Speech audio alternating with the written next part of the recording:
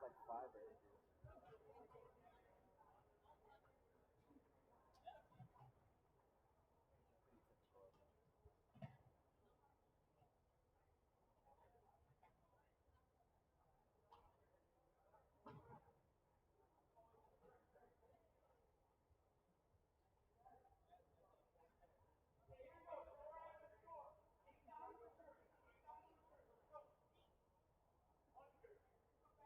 Heavyweight on this one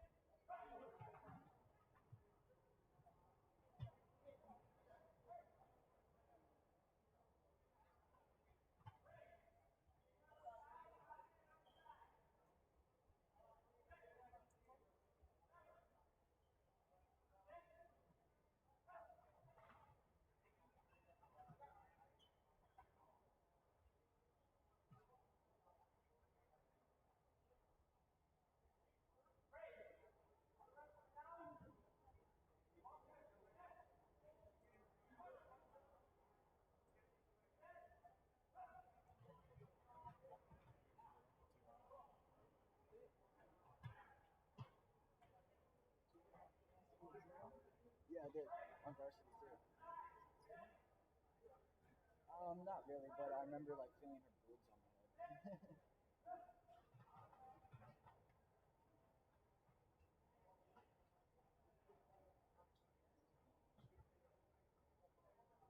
But yeah, just like knew right away. Like, when I did my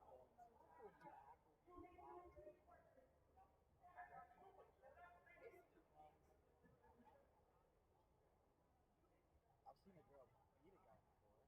Oh, I'm sure.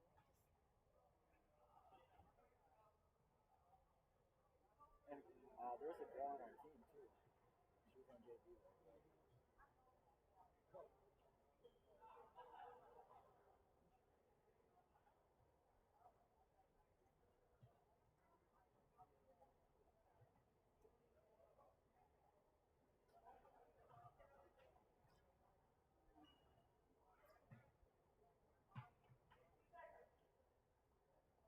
Oh, thank you.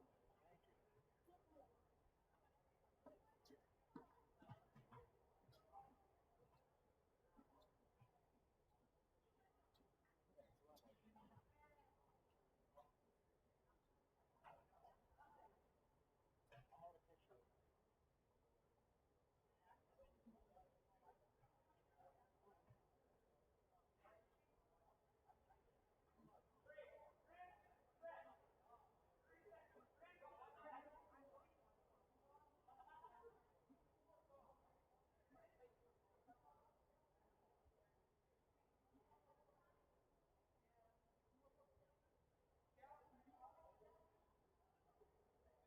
asking me.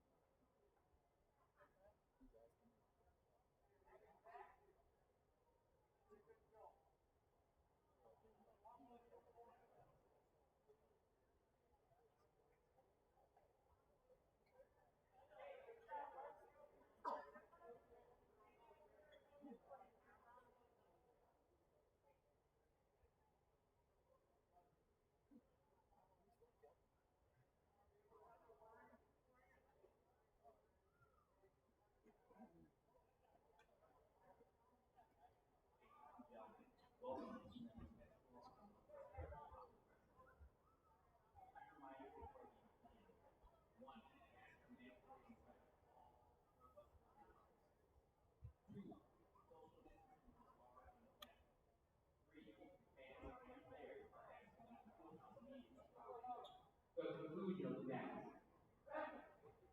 4, please exit out the door where the field house. If you choose to leave the field house in between matches, you must leave the building and enter by checking in. We will stand your hand as you leave. 5, spectators are not to have any interaction with the team while on the field. The residents will meet you outside the field to conclude the game.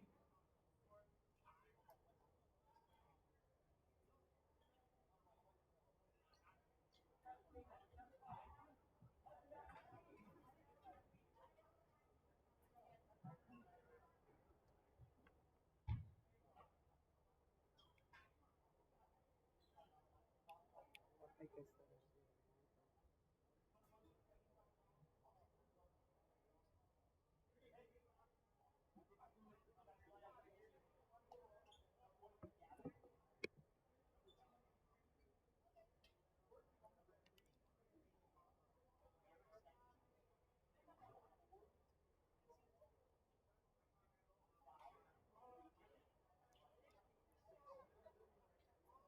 Varsity Burch. It's got all these good classes on. This one doesn't have.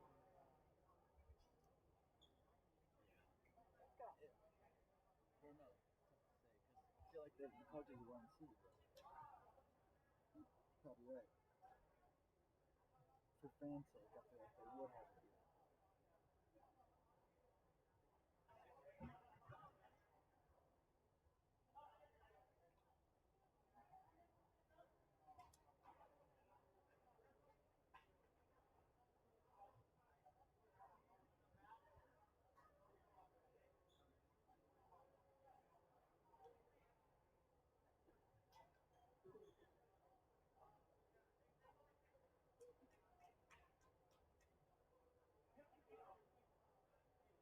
I'm here tomorrow too. Single team.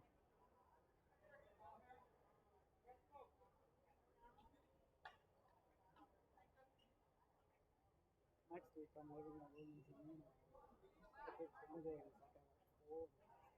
Oh, that's sweet. 2 minute basketball games and 2 minute. Hey, guys that are going, before you step on the mat, wipe your shoes off right here before you step on, okay? Right on this little pad. What would you rather film, volleyball or basketball? Volleyball's actually kind of fun college-wise. Right. It's pretty good, and they're really good. And I actually really enjoy like trying to chase the ball. And the golfers are really good too. They're rated like 6th in the country right now, 5th in the country. They're really good. Yeah, I was watching them dominate Maryland or something last week. Yeah, I was Oh, there I working think- out. I think they were going straight into it.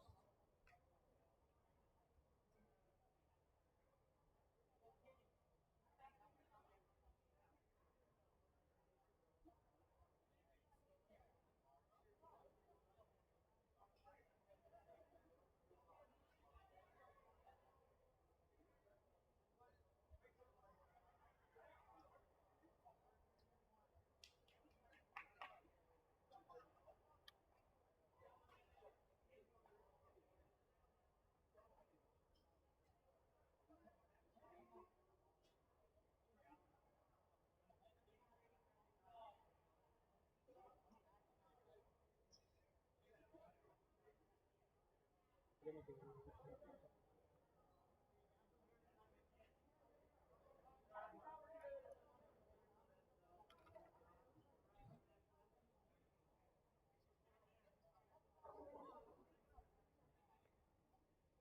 Gentlemen, please rise for the national anthem.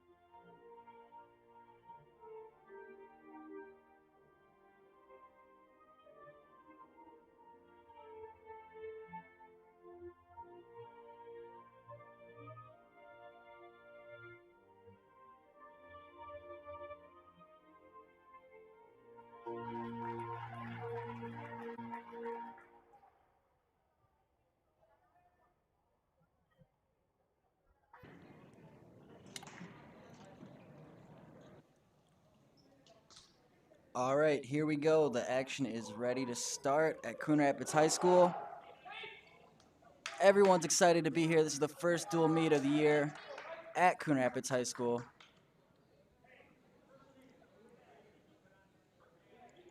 We got number 11 rated Coon Rapids versus Hastings. Totally different sections, but Hastings came out here tonight for a great dual meet.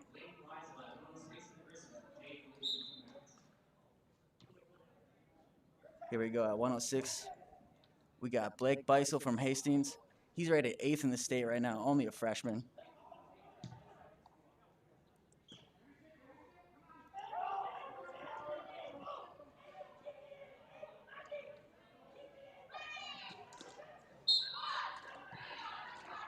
Jaden Lilly from Coon Rapids here doing a good job defending the attack here early.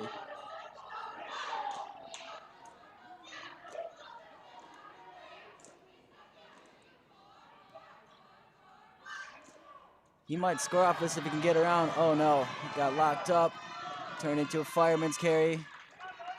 That's 2 points for Blake Beisel.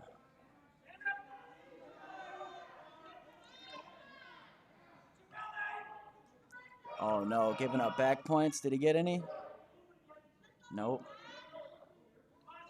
Need to be exposed for your back for at least 2 seconds to give up back points, so good job from Jaden Lilly there to defend that. Needs to get moving though. Beisel's got an arm bar.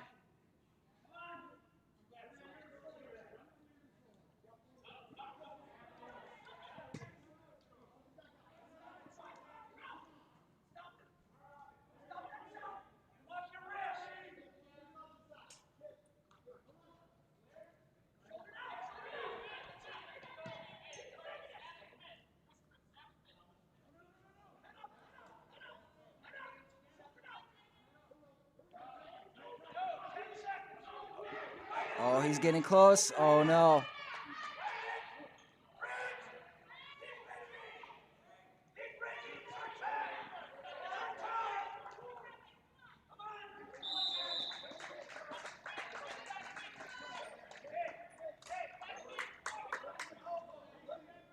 Definitely gave up 3 back points there.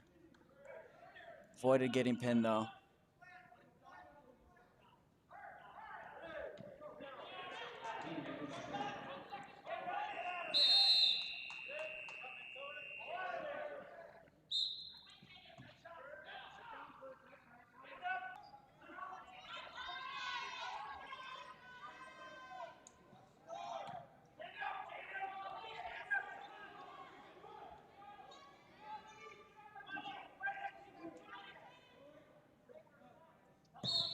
And that's a pin.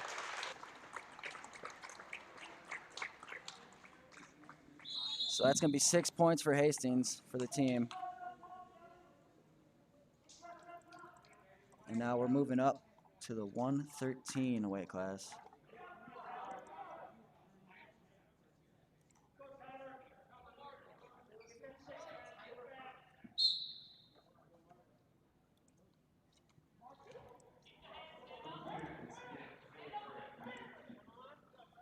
And here we go, Tyler Hare from Coon Rapids against Mark Sadova from Hastings.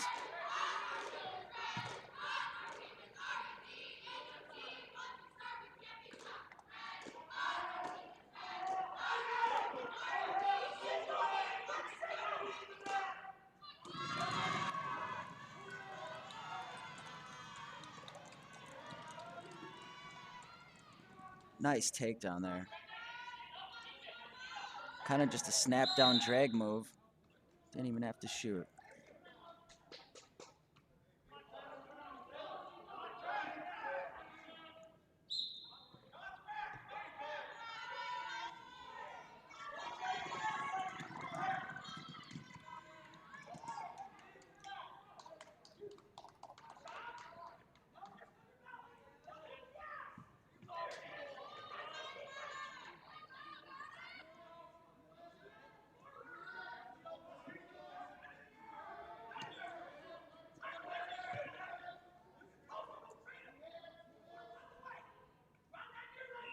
Coach Johnson is telling Tyler to work for a cradle here. Looks like Tyler's really just working on this guy's arm, trying to tire him out. Oh, he's just going for the straight up. Kind of like a front head torque.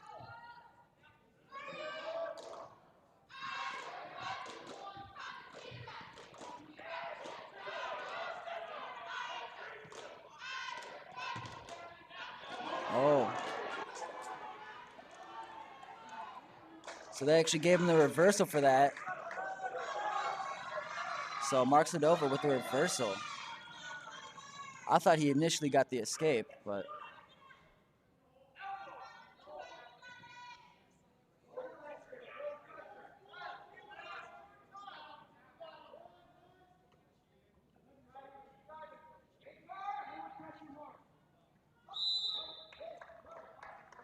and that's going to do it for period 1. Oh, and Sadova got 2 back points on that reversal. So it is now 4-2.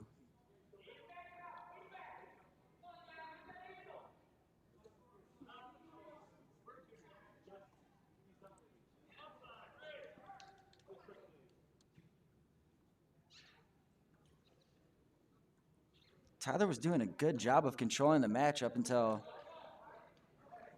I think he should have just let him escape, but he was trying to hold on to it maybe a little too long and got caught and reversal and gave up some unfortunate back points too. So,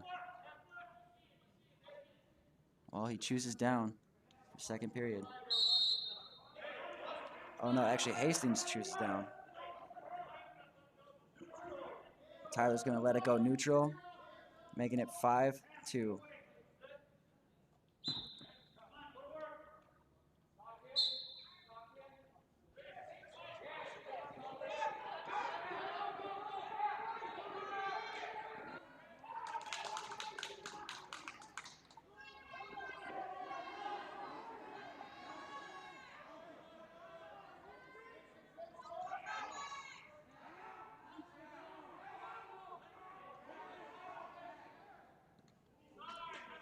Oh. Wow, I thought that was going to be points for Tyler for a second, and then back and forth, almost to his back, and ends up being 2 points for Mark Sabota.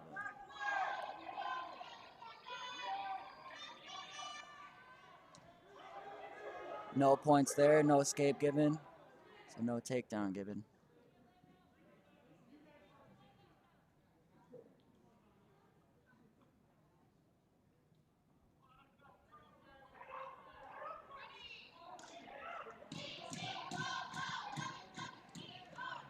And almost cradled up. Gets out of it, still no back points.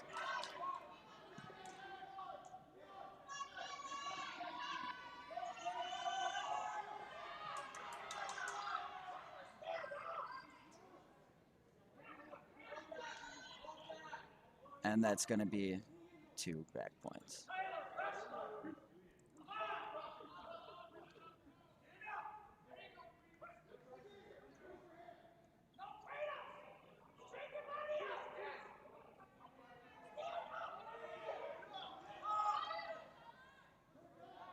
Short time left. Tyler should be really just trying to escape here. Fortunately, going to give up more back points. Yep, another 2 back points for Mark.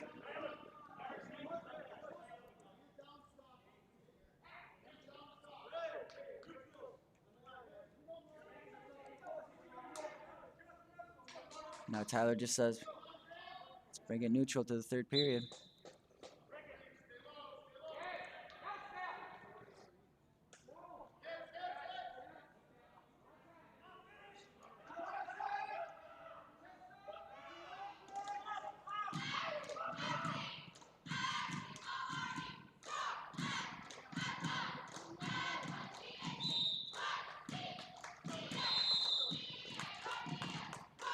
Stalemate, they're gonna bring it back up. Ref didn't like that action.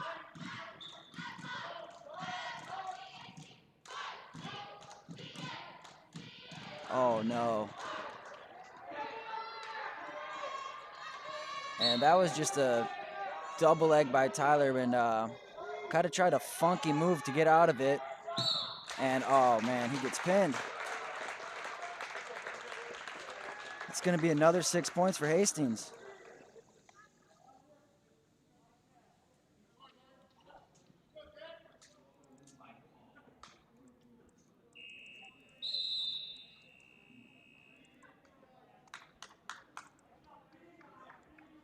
So now we're gonna go up to 120 pounds. This is a try meet tonight, so Coon Rapids facing off against Hastings to begin. Next, we'll see Hastings versus Elk River. And to finish the night, it will be Coon Rapids versus Elk River.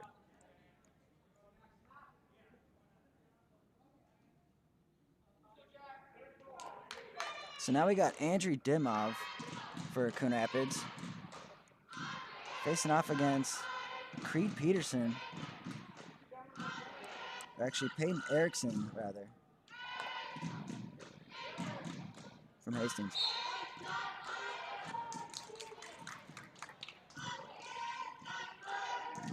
Clock still running, they center back up.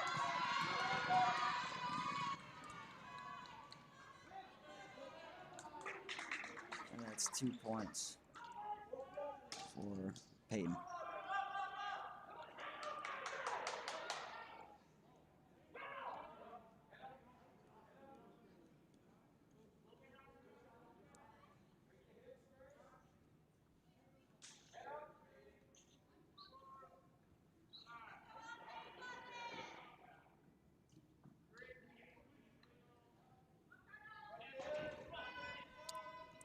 My mistake. This actually is Creed Peterson. Sorry, my notes here.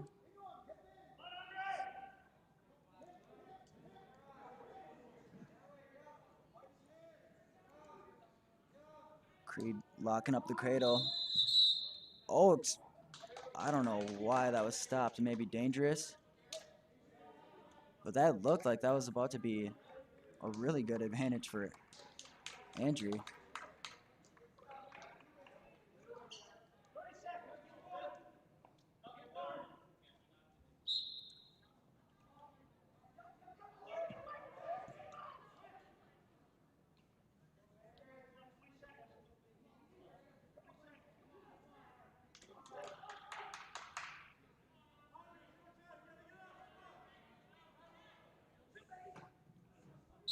Short time here. Looks like they're just going to end up riding the period out.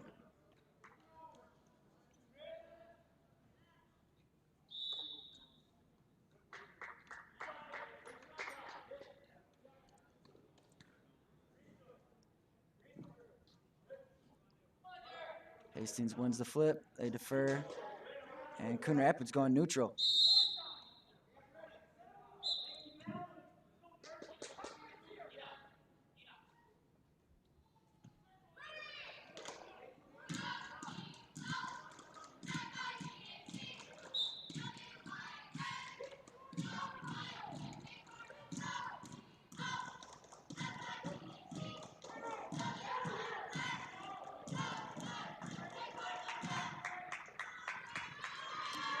And that was not much of an attempt for a headlock, but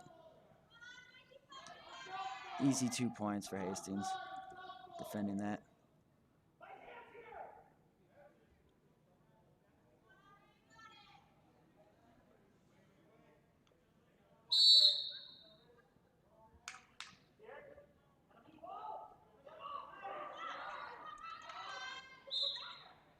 He's going for that cradle again. Andrew needs to watch out for that here. Clearly, Creed's looking for a cradle.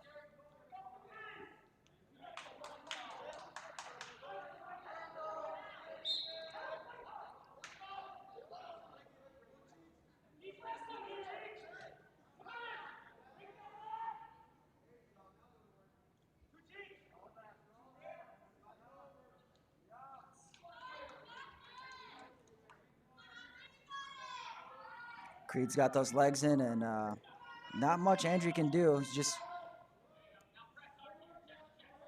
got to get moving fast before a cradle guy like this can get his legs in. Creed really knows how to work this guy from up top.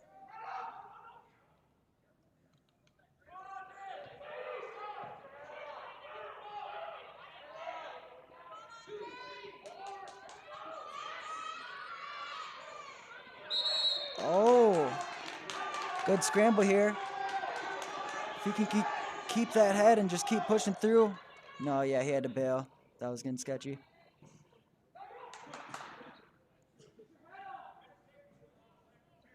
And that's going to do it for period 2. So 4-0 going into the third. We got a close match here.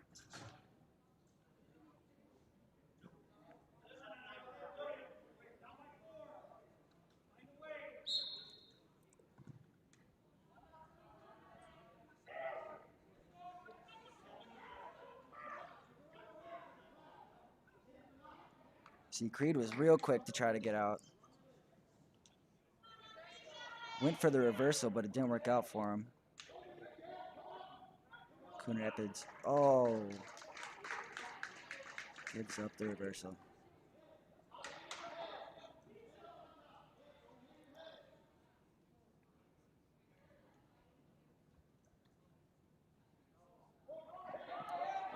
got the cradle locked up. He's trying to tilt it maybe a little too early. We saw this in period 1. Creed was trying to flip him a little too early. And there he goes. Coon Rapids manages to balance it out and actually get the reversal. There we go.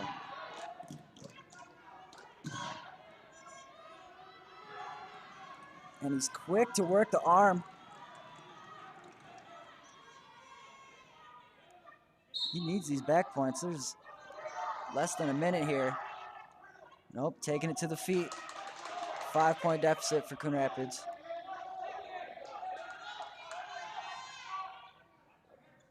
Andrew does what he needs to do. He shoots in. He's there. He needs to finish.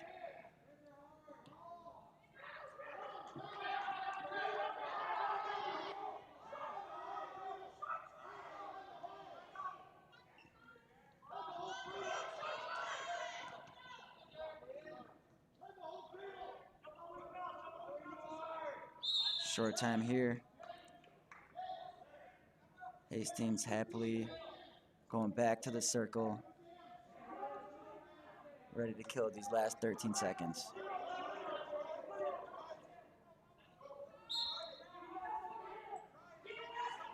Andre needs to throw something here.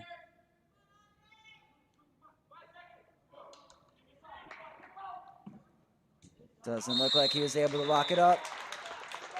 That's going to do it. Another 3 team points for Hastings.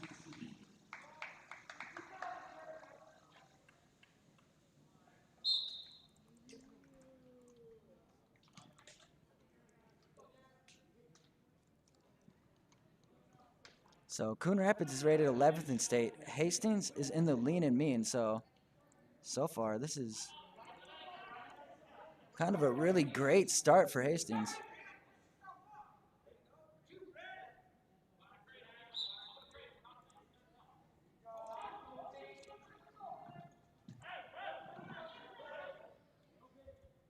And man, they're just flying on to the next match. We're up to 132 now.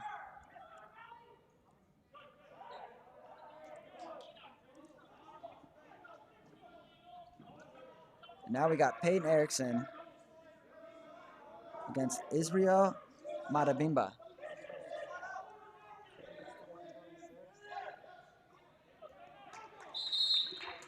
Oh, I'm sorry. We're actually at 126. I skipped a weight class there.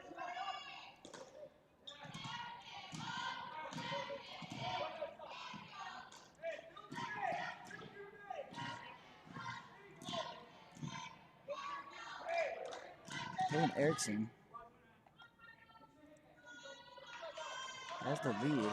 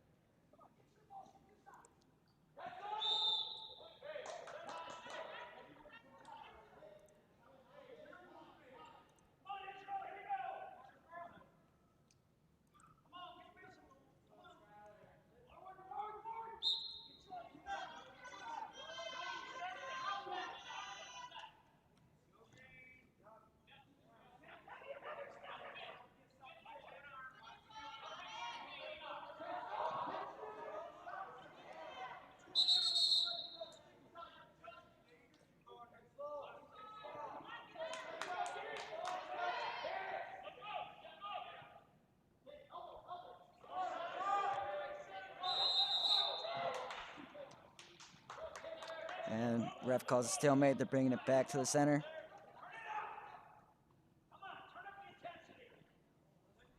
Coach Bob Adams asking Israel to turn up the intensity. Started off the match hot, but there he goes. He's in on another shot. And that looks like it should be 2 points. No, calls. Oh, that's the end of the period. So it ends up being 3-3 going into the second period.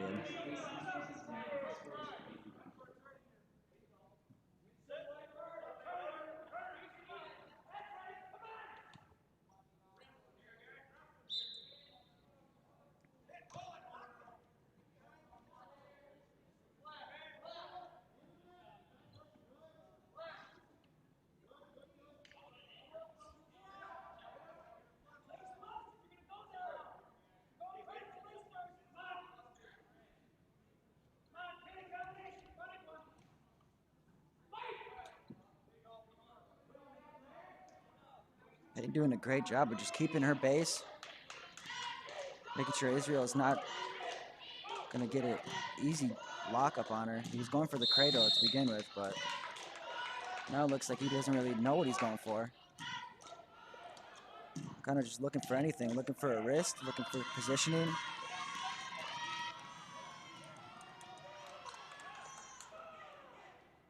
Yeah, Payne doing a great job of just holding her base. Now he's got a wrist. Oh, it's out.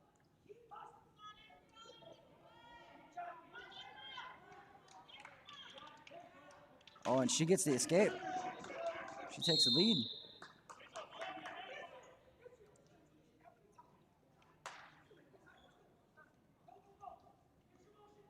She is fired up.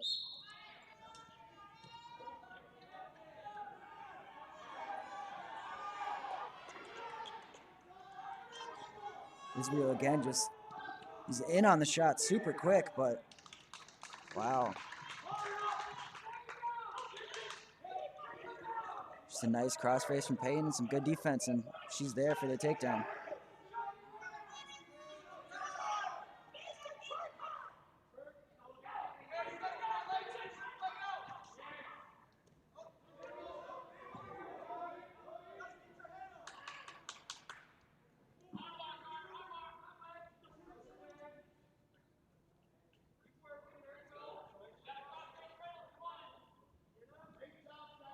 And that's going to do it for period 2.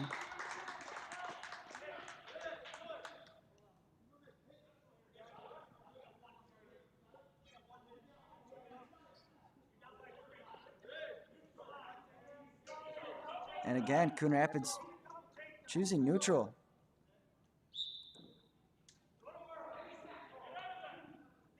He's got 2 minutes to score 3 points.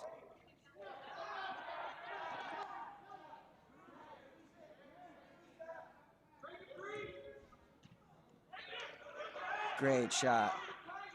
In deep on the fireman's carry, but once again, great defense from Payton. She's able to defend it.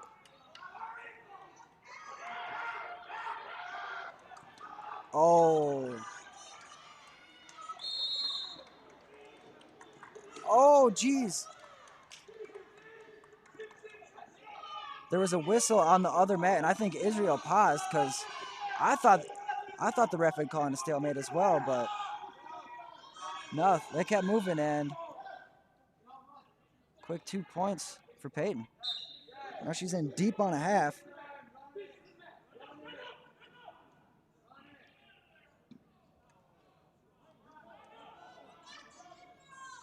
Oh, and there's Hastings with the legs again.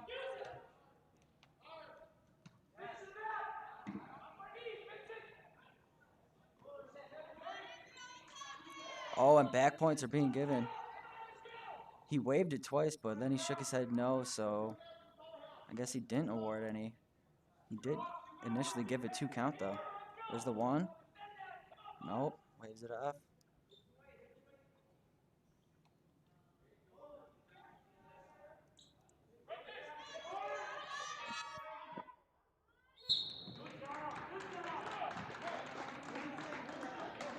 So when that whistle was blown on the JV mat, they actually initially did give Israel a 2-point takedown, but it was followed by a quick reversal from Peyton Erickson. So still a 3-point deficit. Short time left here in the third period. Israel needs to get moving. If he can get up and score another takedown, he can bring it into overtime. But Peyton throws a leg in and looks like she's ready to seal this win up.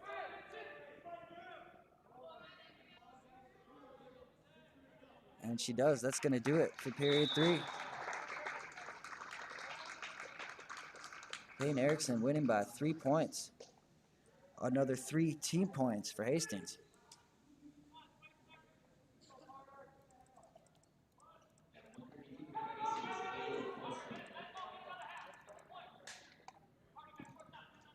Now we're moving up to 132.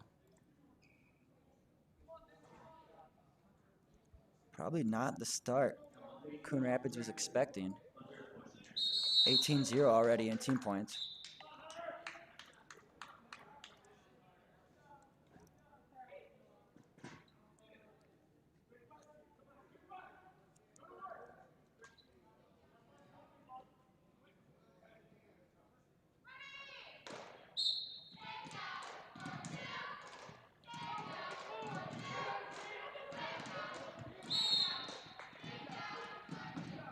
Hunter Florchinger from Coon Rapids, one of their 14 seniors on this year's team,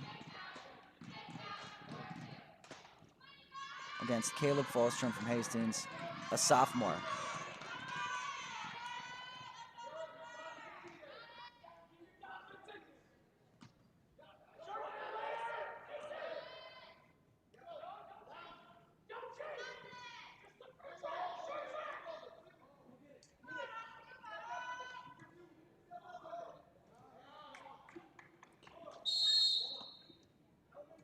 That's going to be 2 points for Hastings off the takedown and straight to the back points.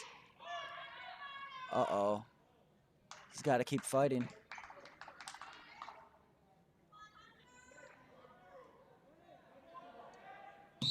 And that's another pin for Hastings.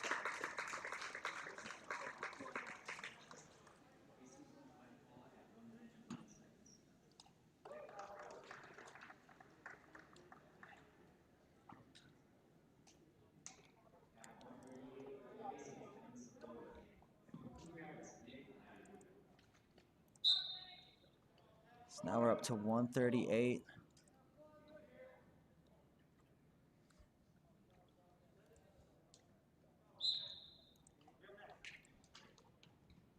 (24-0). Hastings is winning this dual meet.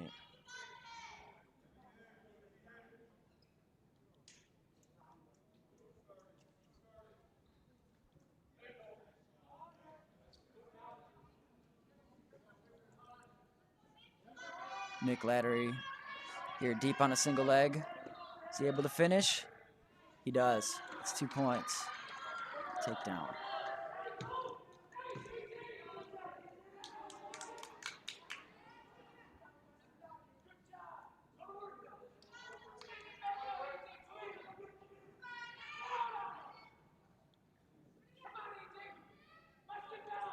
So Nick Lattery now got a leg in.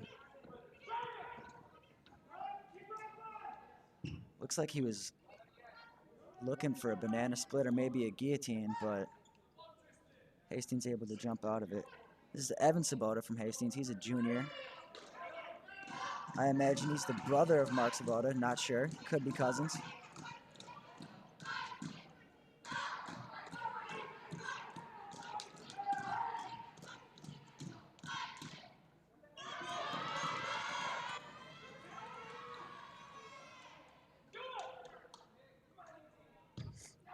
That almost looked like it could have been back points. The ref didn't really try to jump down there and look at the angle.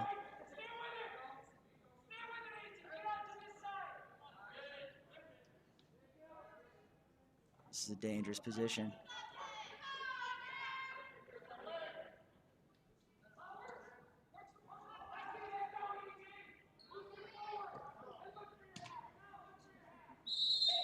Nick is just able to grab either that far arm or that far leg.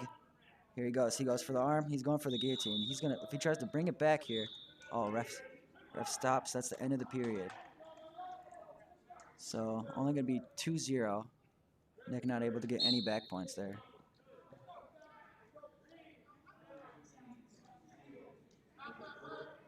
Evan chooses down. Coon Rapids allows him to go to his feet. It's gonna be 2-1.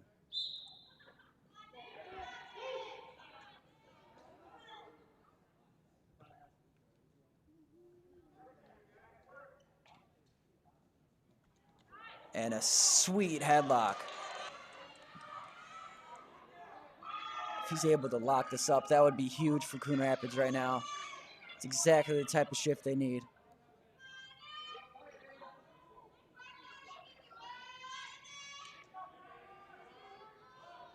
Evan, oh, he was fighting it, but not enough. That is going to be a pin for Nick Lattery.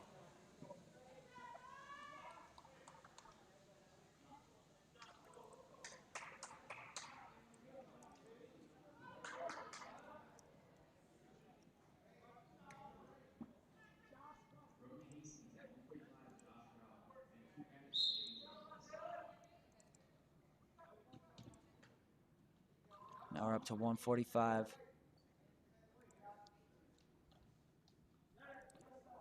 Got Dalen Jones. He's rated 5th in state.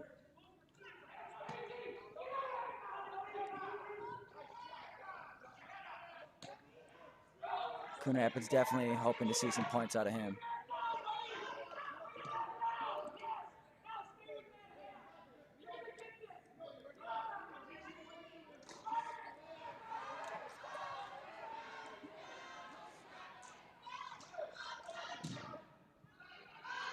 Sophomore Josh Rao from Hastings doing a great job defending the initial attack and turning it into a single of his own. Now he's working for 2 points.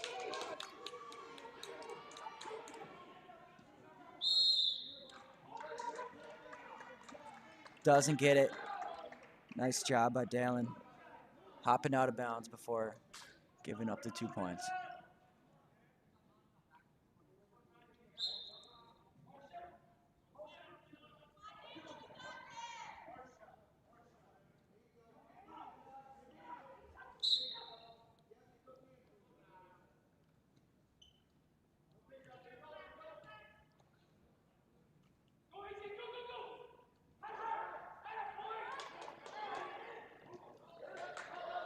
Great shot from Hastings.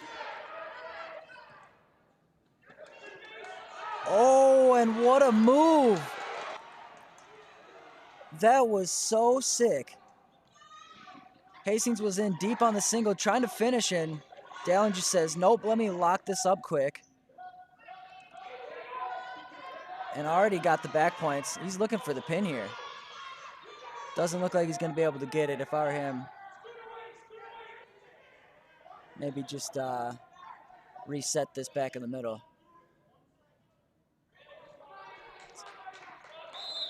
Well, that's the end of the second period. Going to be 5-0 now.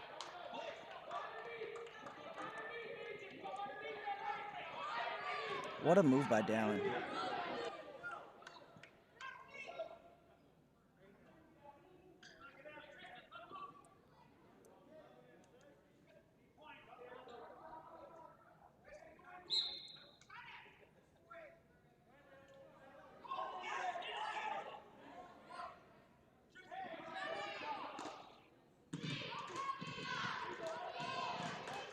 Oh, Dalen gets a little bit off position, and easy escape for Josh from Hastings.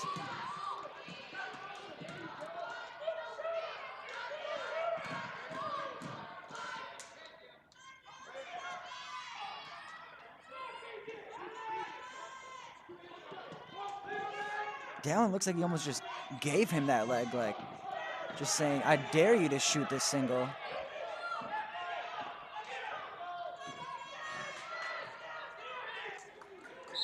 Oh, geez. Ends up giving up a takedown. He's looking for some crazy scramble situation again.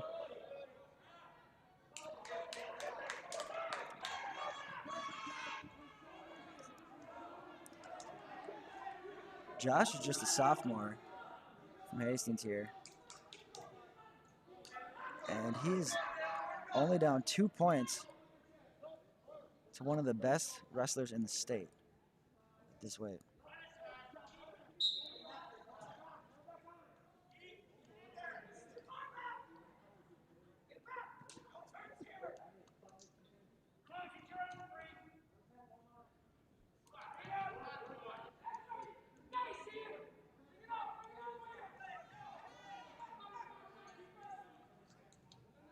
Looks like Dalen might just be content with letting this match ride out. Oh, no. That's going to be out of bounds. That could have been real bad if that would have happened about 2 feet earlier.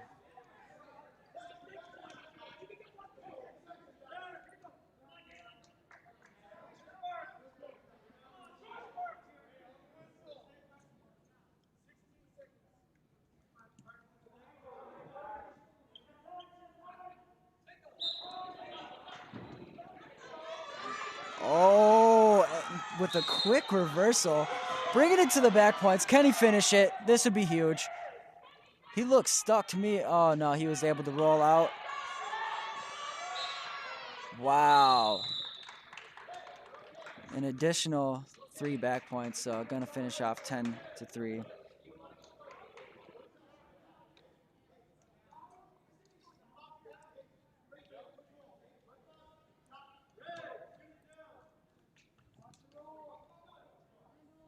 Oh, sorry, guys. I thought that was the third period. I was completely mistaken. So Dalen still has some time to turn the 7-point lead into either an 8-point lead, which would result in 4 points for the team, or obviously he's going to try to work a pin here. There's a reversal, so he's got the major locked up, major decision.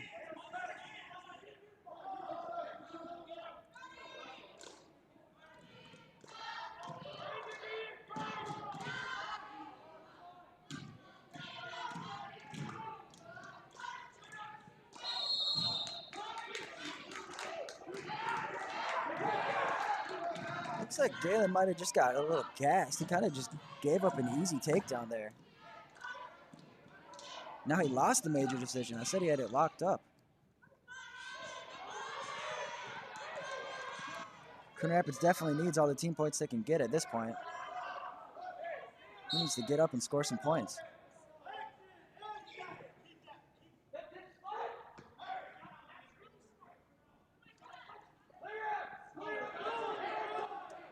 He's going to clear him.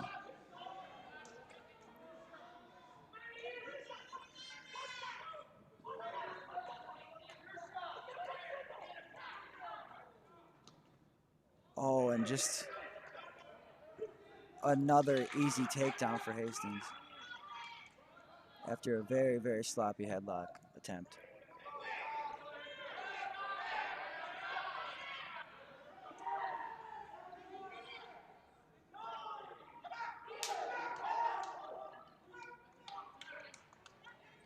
Wow, they're giving a stalling point to Hastings. Calling Dalen for stalling.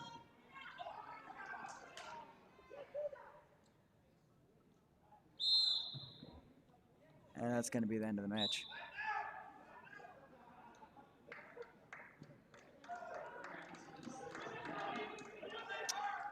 So that's going to be 3 team points for Coon Rapids. I'm sure they were looking for more there, but sophomore Josh from Hastings there did a great job. Josh Rout. Great job keeping the fight going.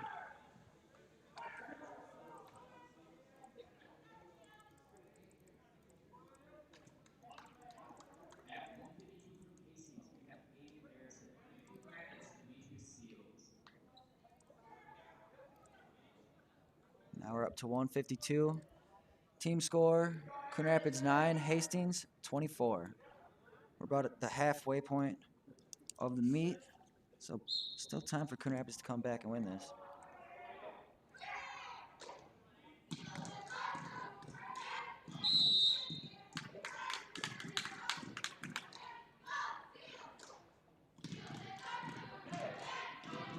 Demetrius Seals, rated 6th in the state for Coon Rapids, facing off against another sophomore from Hastings, Aiden Erickson.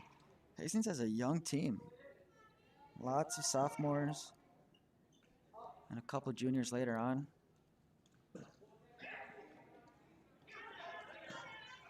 Coon Rapids is pretty much stacked with seniors.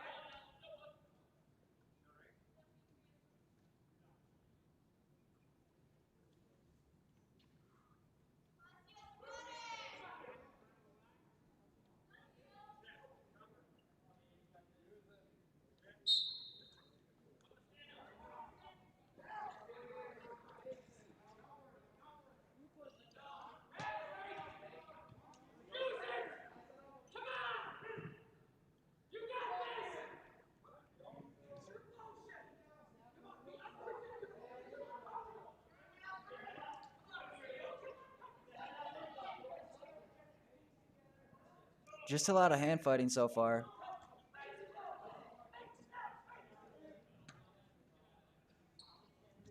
And a great shot. Oh, but it was out of bounds. No points.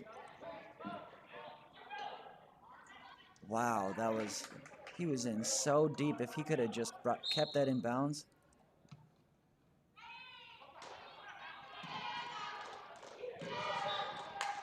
Well, here we go, 0-0. Coming down to the end of the first period.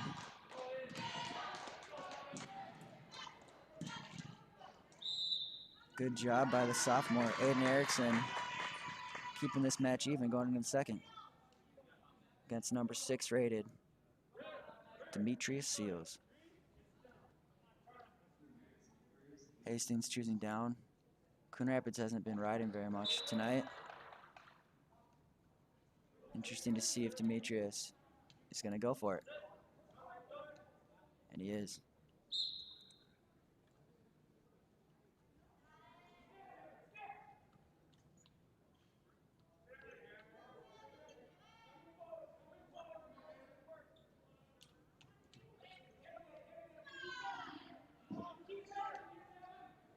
Number 6 rated guy in the state probably knows a thing or two about riding.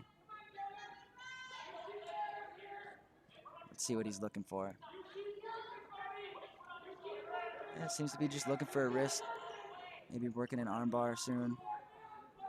Hastings doing a good job defending though. Keeping a solid base.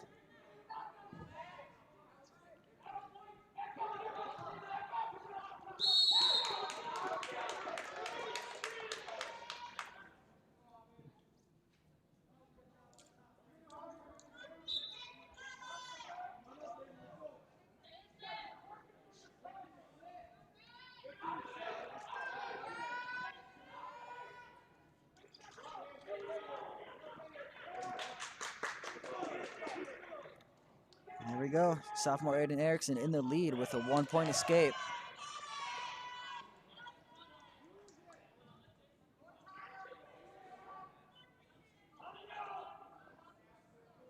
In a tight match like this where they're fighting for everything, that 1 point could be huge. Boom. Takedown, Dimitri. No, he waves it off. Waves off the back points.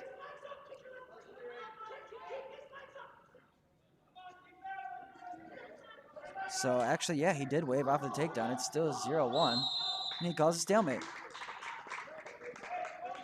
They're back to neutral.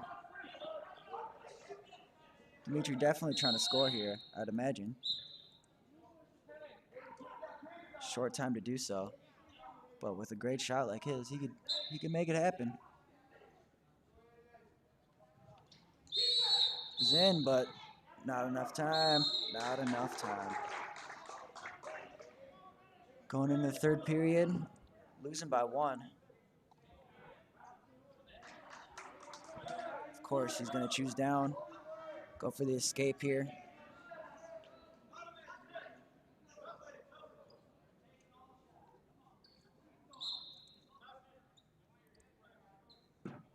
Caution.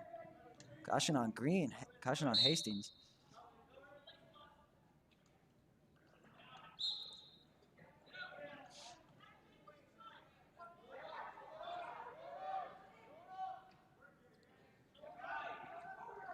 And Hastings really quick to throw the legs in. A common theme from their team tonight.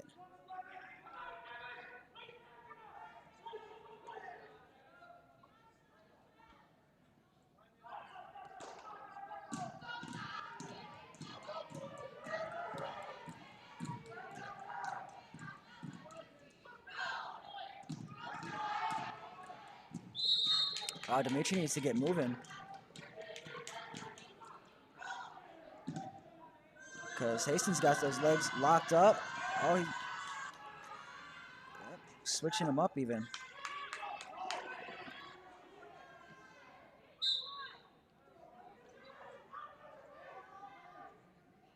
Aiden doing a good job of just keeping Dimitri broke down and keeping a leg in, not allowing him to build a base at all. Ref calls a stalemate. Demetrius needs to be quick off the whistle here. Don't let those legs in. And that's going to be a caution. Red.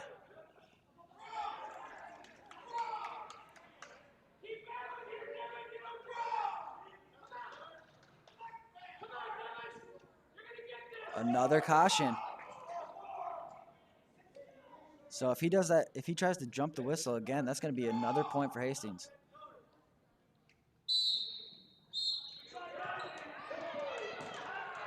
Clean off the whistle. Demetrius. Nice job balancing, not allowing any back points. But there we go. Hastings has the legs in. And there is a short amount of time here. There's actually 27 seconds left.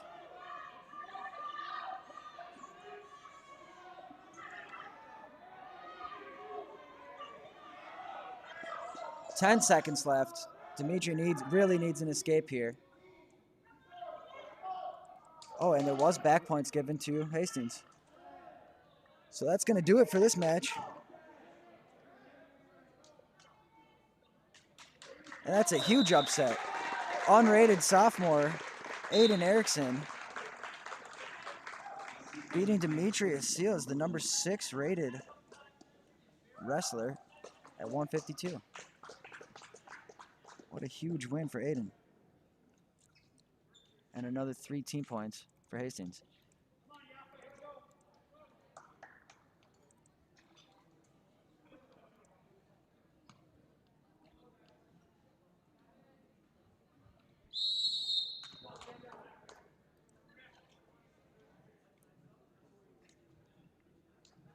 So now we're up to 160. Oh, Tronson having a word with the ref, asking about those back points.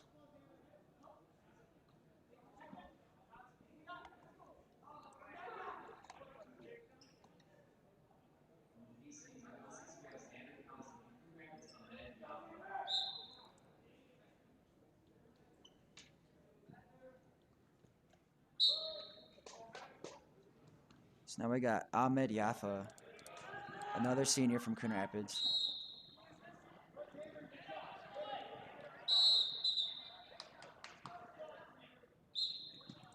I imagine he's got to be pretty tough too if he's practicing with the number 5 and the number 6 rated guys in the state at the weight class below him. And boom, what a double. Straight to the half. Did he get any back points? He did. That's 2 back points.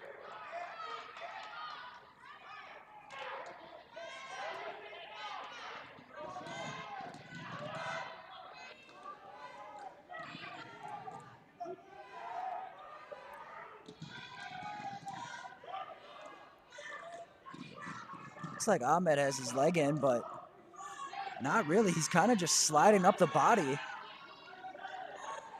Almost getting out of position. He's really he must have a lot of pressure on that upper arm.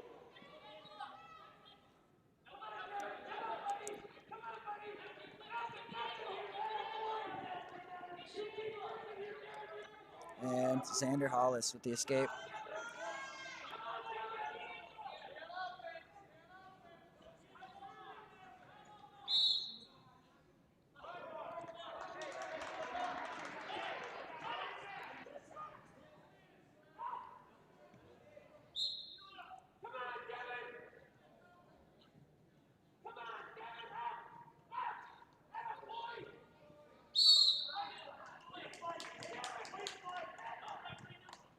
Ahmed almost looks like he's, looking for a throw. And Hastings rolls through it. They give him the takedown? They did. Oh no, and back points now too. Oh no, and wow. Ahmed just kind of stopped fighting, giving up another pin.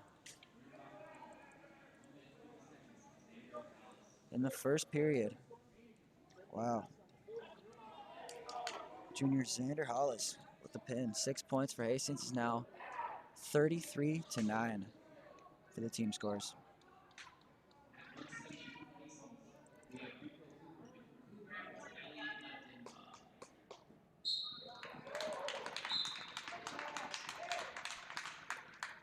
Now we're up to 170.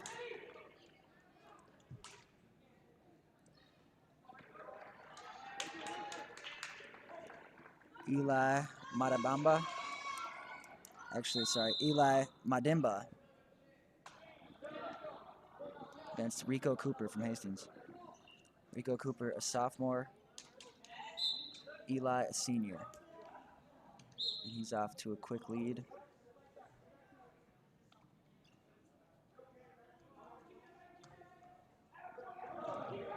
Two to one now. Oh, almost got sloppy when he let him up.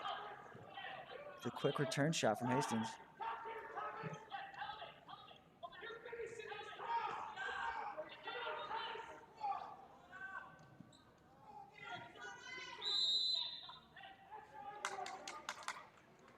Ref stopped it. There must be blood. Yeah, it looks like Rico Cooper got a bloody nose over there.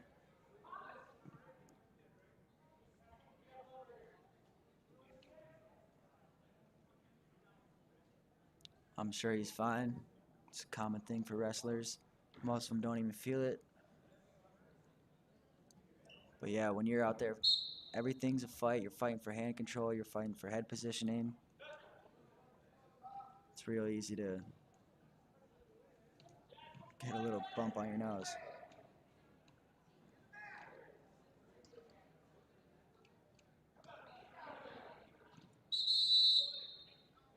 And just like that, we're back.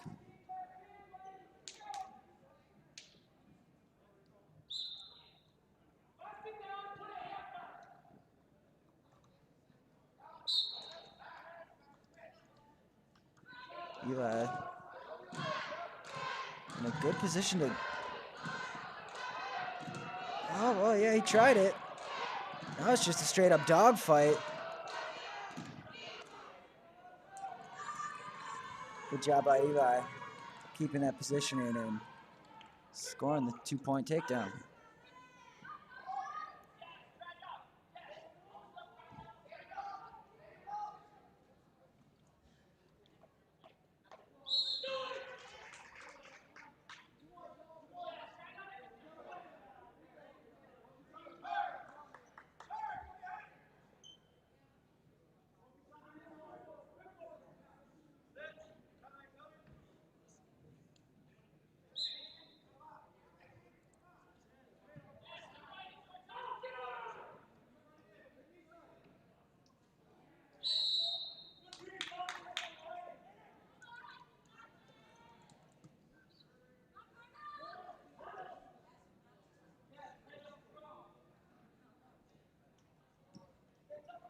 Short time left here. Looks like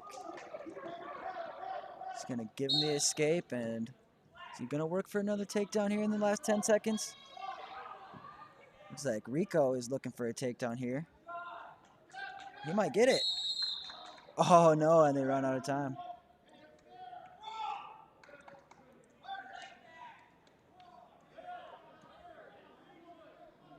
It's going to be 4-2 going in the second.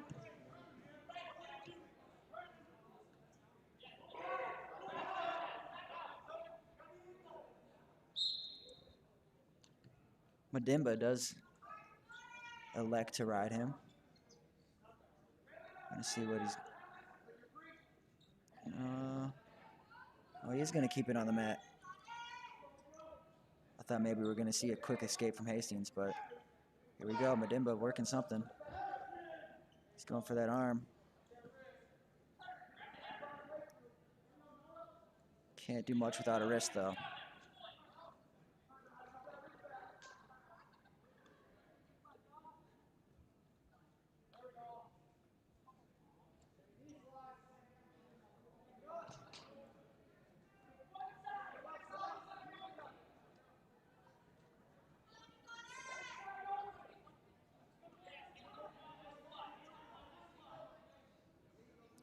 Hastings, again, doing a good job defending on bottom. Not letting any legs in. Sticking to their base. Madimba doing a good job of breaking it down consistently, but from there, he hasn't been able to pick up anything. And now he's effectively worked him all the way out of bounds.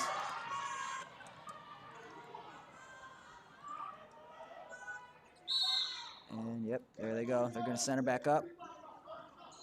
Let's see if Hastings is going to be quick off the gun here. Try to get an escape.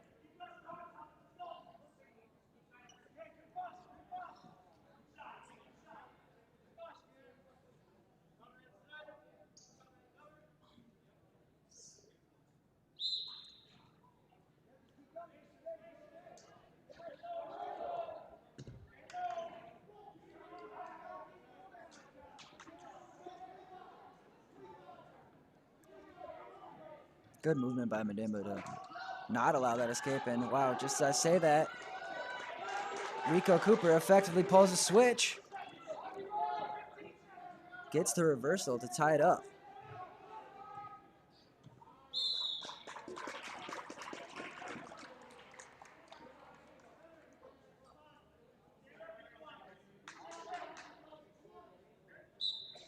Very short time here, only 6 seconds for Madimba to try to get an escape point here, possibly a reversal.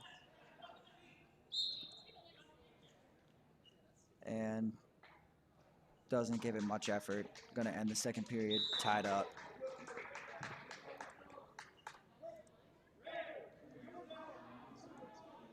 And there we go, he chooses down, so right where we just were 5 seconds ago. Will he give a better attempt this time? Not really. Oh, there he goes. Now he's working the switch. But Rico able to hold on, and now he's bringing that wrist back.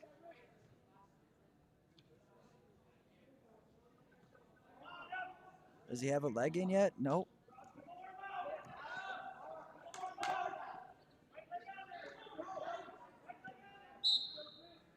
Maybe Rico doesn't like using legs. He's the first Hastings wrestler to not throw him in.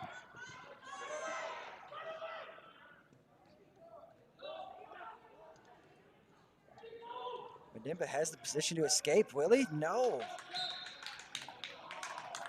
He should have been easily able to escape there. He must be gassed. Like I said, everything's a battle here, so in that first period, just fighting for wrist control, head control, you get really tired. Looks like Madimba is completely gassed, not even able to escape at this point.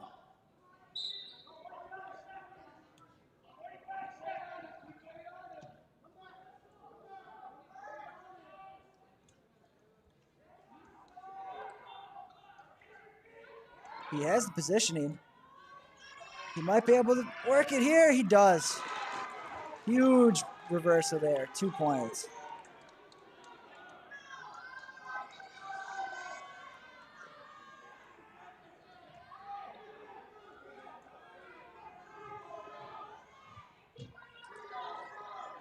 Down to our last 15 seconds. If he can just ride it out, he will win this match. He's going for back points. Nothing. No points waived. Wow, good job by Eli Madimba to win that match. That was a clutch reversal there in the last 30 seconds. Another 3 points for Coon Rapids. Bringing our team score to 33-12 with Hastings leading.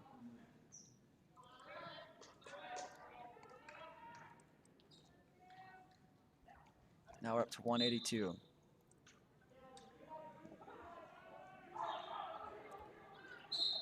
£182. Wow, quick takedown and already let him up too. He's gonna look for more.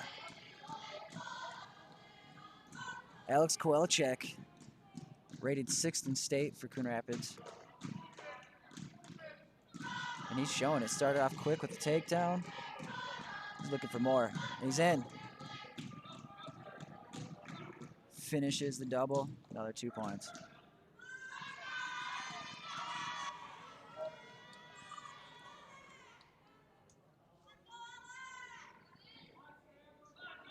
Alex definitely coming out with some fire tonight. This is Sam O'Connor from Hastings.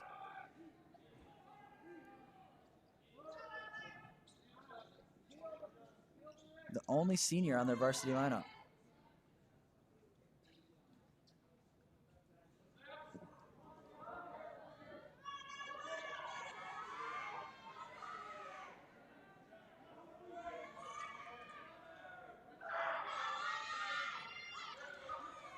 He's got the back points a while ago. He's looking for the pin. Looks like he might have it. Hastings still fighting. He's got time to try to lock this in. He might do it.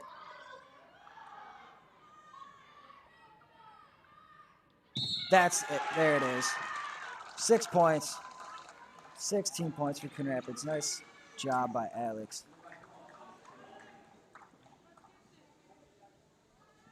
First period pin.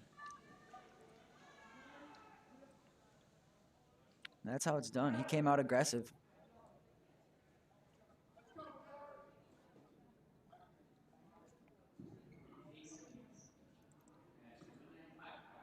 Now we're up to 195. This match is kind of flying by. And we're only down to 3 more matches left, so Coon Rapids could potentially come back and win this if they get 3 more pins. It's 18-33.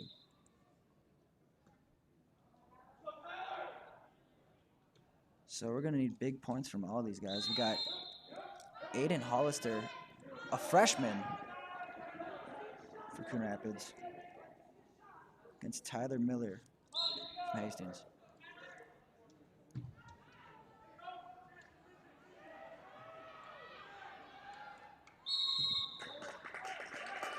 Great movement. Usually you see the lighter guys moving around more, but these 195 pounders moving fast. They're coming out here shooting. Deep in on a single. Tyler Miller somehow turns it into a headlock. Oh no. Aiden needs to fight this off, otherwise.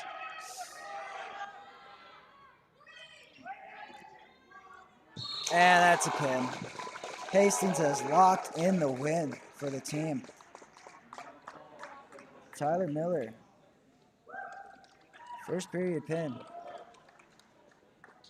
Aiden was in on the single, ready to get the takedown, but Tyler just grabbed that head and did not let go.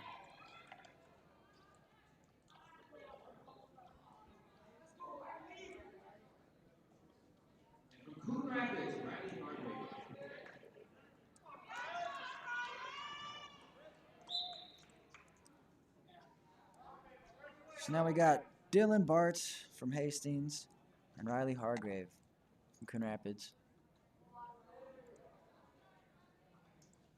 And they're wrestling at 220.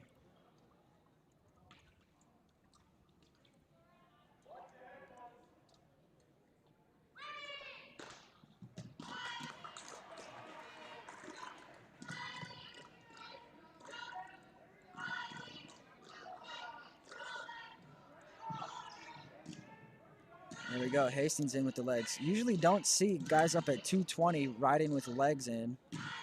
But like I said, Hastings, they must be working on this, because pretty much 90% of their team has been using their legs to help them ride. What I mean by throwing the legs in is he doesn't have them in there anymore, because as you can see, both of Hastings' legs are off to the side. He's working a half Nelson now, and it's actually working too. He's getting back points. Oh no. Coon Rapids has effectively stopped fighting. That is never a good sign. This ref is going to call this. That's a pin. It's another pin for Hastings. Dylan Bartz from Hastings with another first period pin.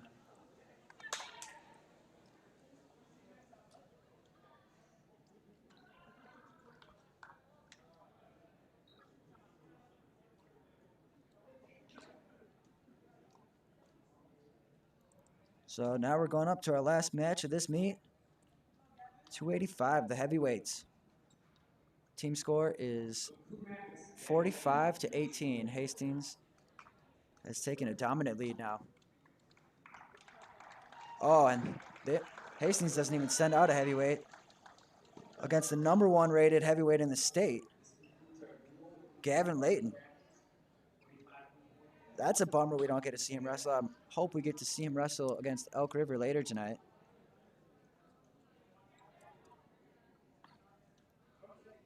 So, our final score, Hastings 45, Coon Rapids 24. It's a bit of an upset. Hastings is in the lean and mean, which means they're rated somewhere between the 12th and 15th best team in the state. Coon Rapids rated 11th, so definitely an upset, winning by a margin of that much. We'll be back here in a little bit. We're going to watch Hastings versus Elk River next here on CTN.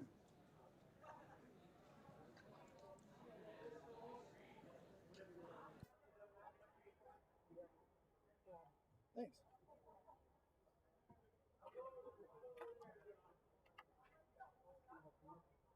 Yeah, it was. I was not expecting that. I was hoping to see at least a good match. That's been pretty much dominated.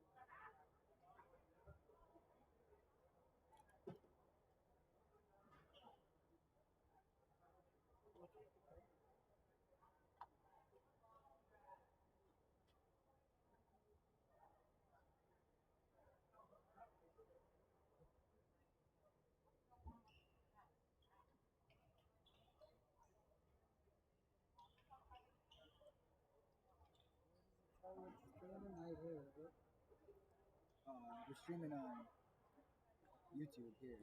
We've been up for 2 hours now. Yeah, it's still streaming it when I got started recording.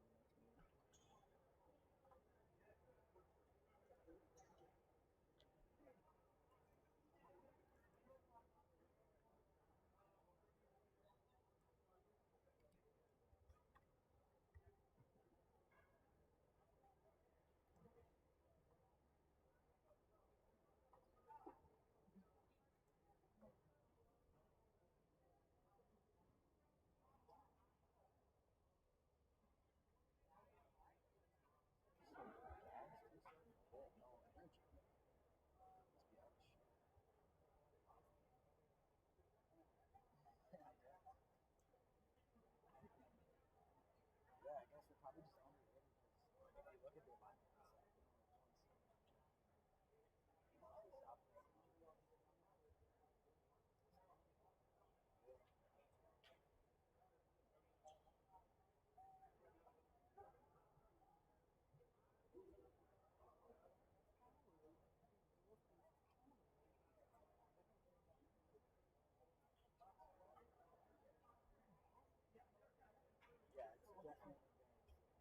yeah, it's definitely wrestle one, get a break, and then come back. Two back to back. But this is exactly what they do at tournament stuff. Oh yeah.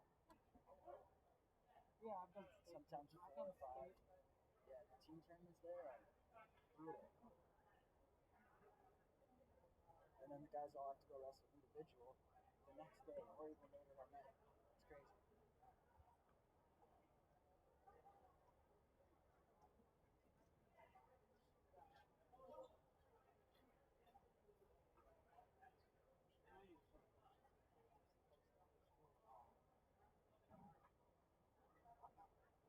No, I'm not.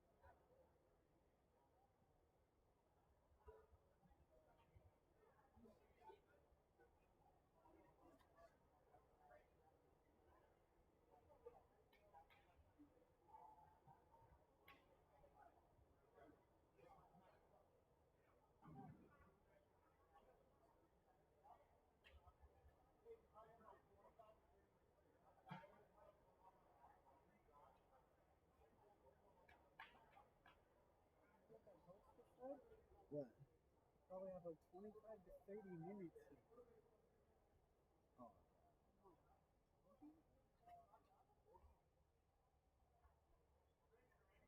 It might be because you have to actually wait like an hour and a half between the matches or something. That might be a thing.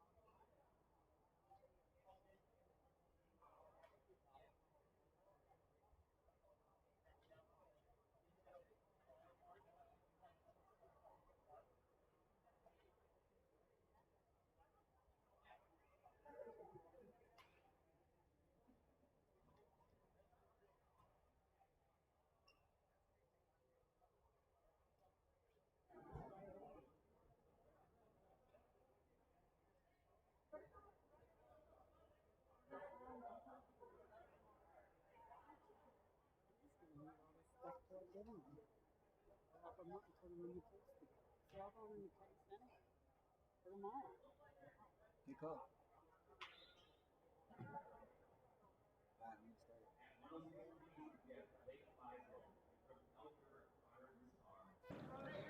And we're back.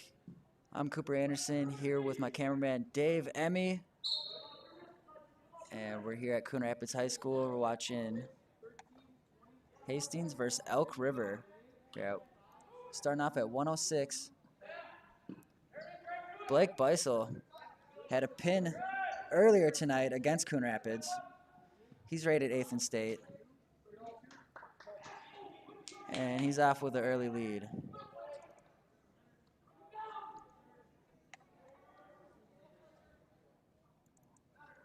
Looking for back points. He's going to get them.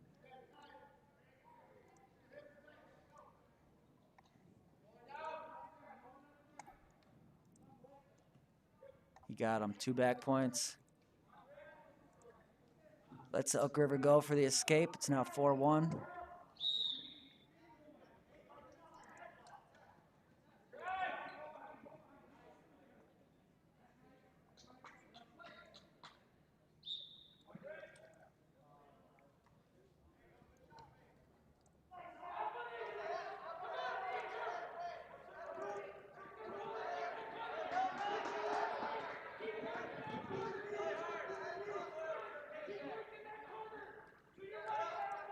Another 2-point takedown, followed by some more back points. It's quickly 10-2 here.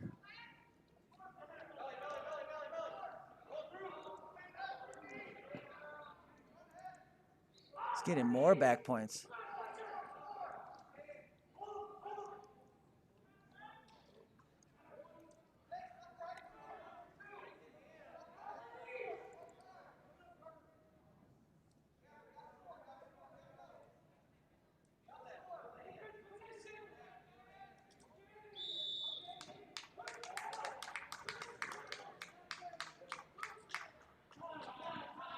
And that's time. I don't know if he got the additional back points before the period was over. Looks like he's going to ask.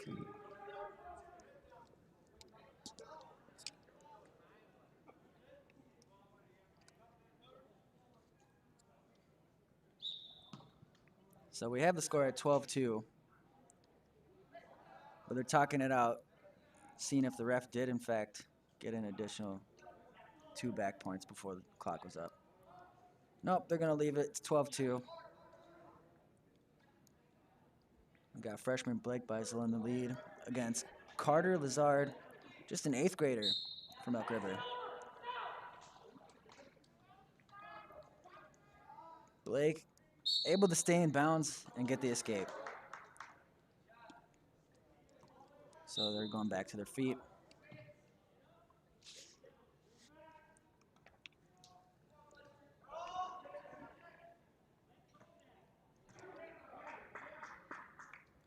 Blake quick with the takedown again, just a simple double. And pushing Carter out of bounds, giving him the escape.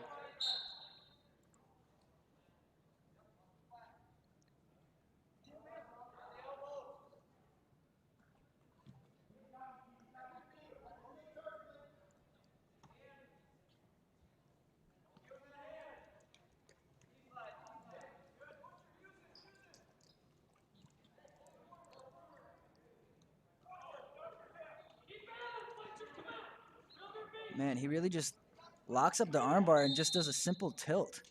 It's been working great for him. And that's going to be a tech after getting more back points. It's a technical decision. That means he scored. He was at a 15-point advantage. That means they just end the match and give 5 team points to Hastings. So good night for Blake Beisel. Getting a pin against Coon Rapids and now a tech against Elk River.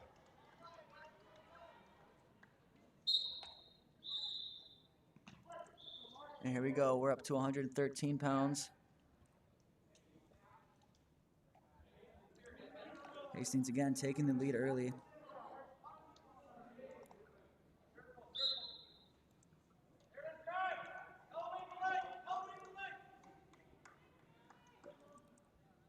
time Elk River able to start off the match with a takedown. Alex Artman from Elk River. Trying hard to stay in control. And he does.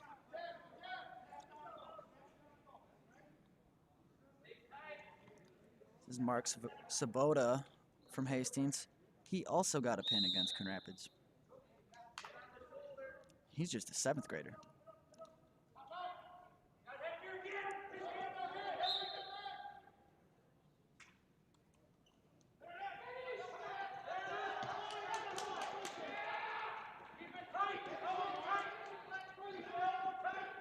Mark made a mistake trying to escape, and Alex caught him. He's looking to lock this up for the pin. Not much struggle left from Mark, and that's going to be a pin. Nice job by Alex Artman locking that up. Just saw an opportunity, locked it up, and that's 6 points for Elk River.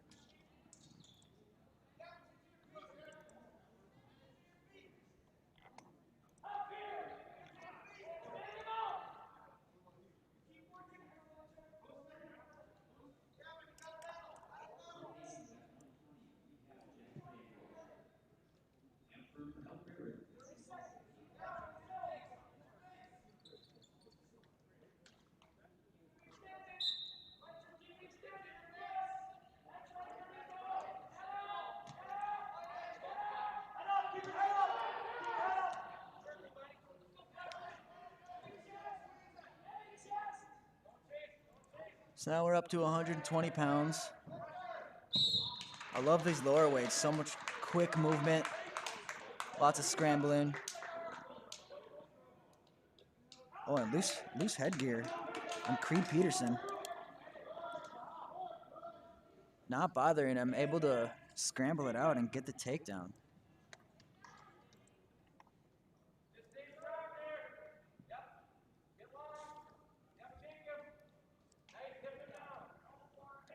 We saw this a lot from Hastings last match. They love to throw in those legs. Looks like he's working for the guillotine here.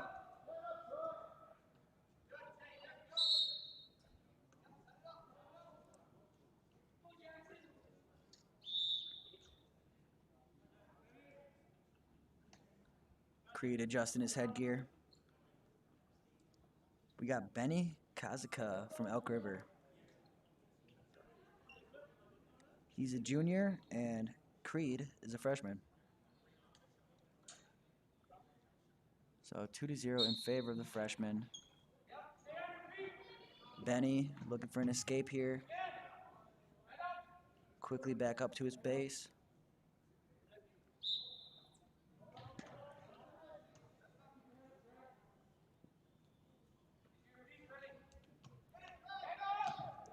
Now you see Creed has his leg in between the Elk River wrestler's legs. Right now he's looking for banana split, and he gets it. Actually working into a cradle. Oh, he might have this locked up. He does. It's another pin. Creed Peterson with his 2nd win of the night. First period pin, making our team score.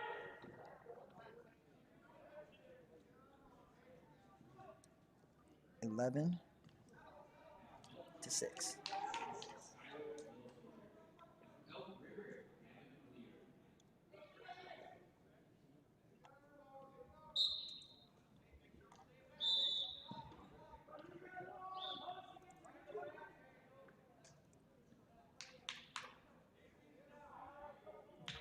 Now we're at 132 pounds.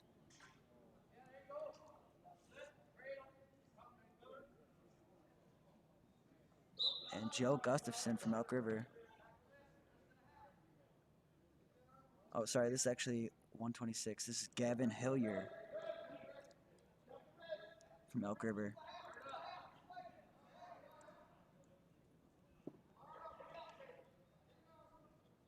Gavin and Quick for 2 points.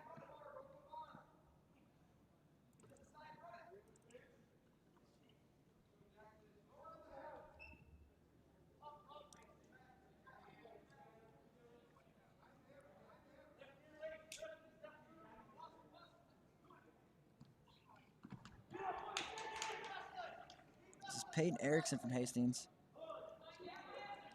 She won her last match in a tough match against Israel Madimba.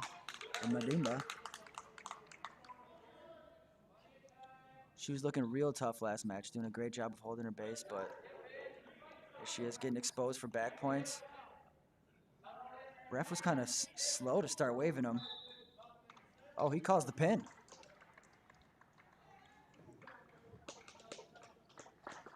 Nice job by Gavin, giving his team the lead again.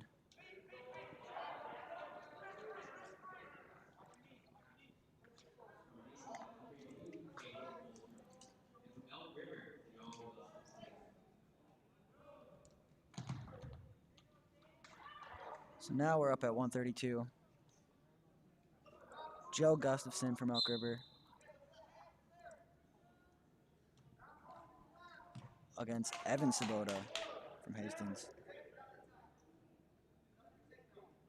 Or sorry, Caleb Fostrom.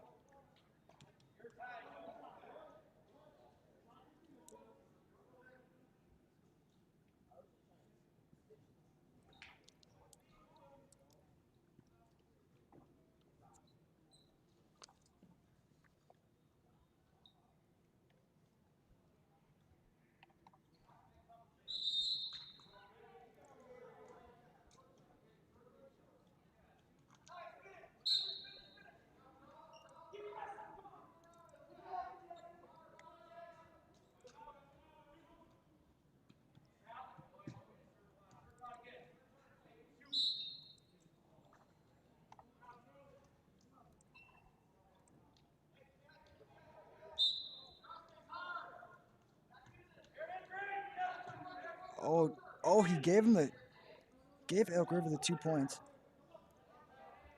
He managed to hold it too. I thought there was going to be a quick reversal there by Hastings.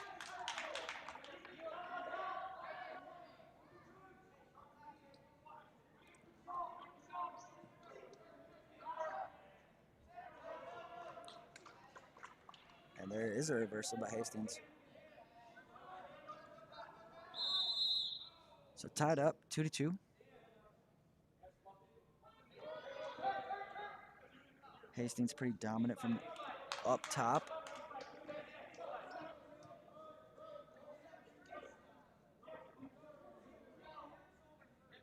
They do a great job of breaking down that base and throwing their legs in and working angles.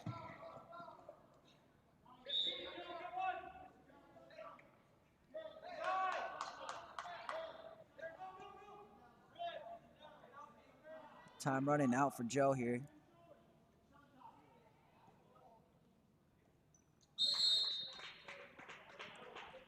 And that's going to do it for the first period, ending tied 2-2.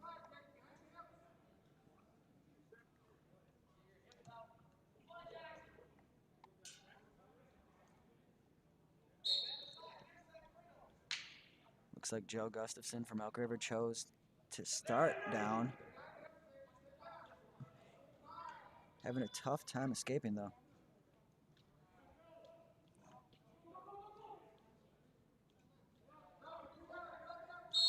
And it's going to be out of bounds.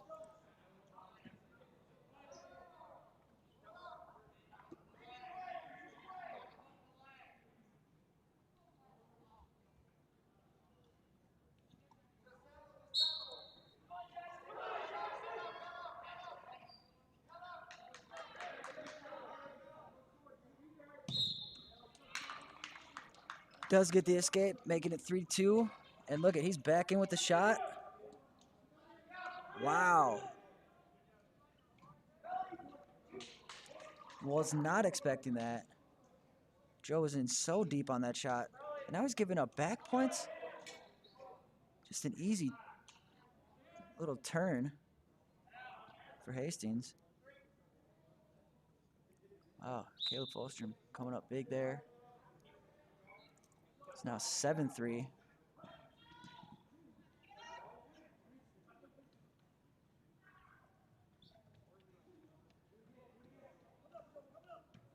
And another 2 back points.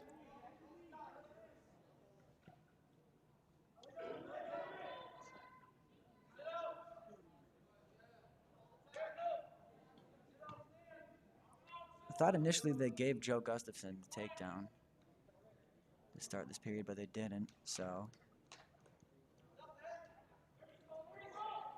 ended up being a takedown for Hastings and then 2 sets of back points.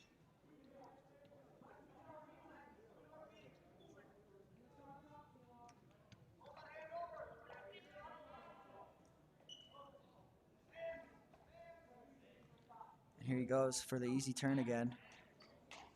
He's really just getting an armbar and tilting him, and it's working. And he did get more points there. Just 2. So 11-3 going into the third period. Caleb Falstrom has the lead.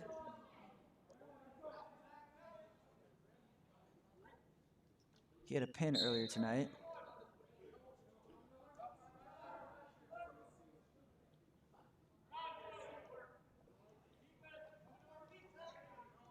And a nice reversal. He's got the major decision on lock, which is 14 points. I have a feeling he's working for more, though.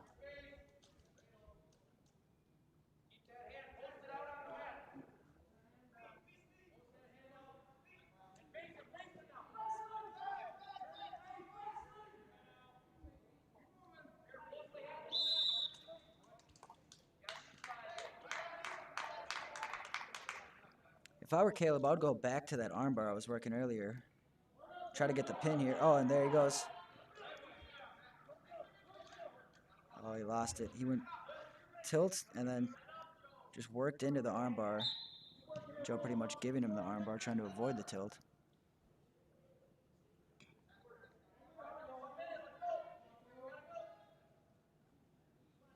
Solid crossface, trying to get him to break down. He does. He's got about 45 seconds to try to get this pin. Just going for a tilt. He's most likely not going to pin him in that position, but there he goes. You can see the ref waving for back points. That's going to be 2 more back points. Oh, he gives him 3. So now Caleb, within the next time he turns him, he either has to pin him or it's going to be a tech. Unless he gave up a reversal there, which I don't think he did. He didn't. They gave him 2 back points. So that's going to be a tech. Another 5 team points for Hastings.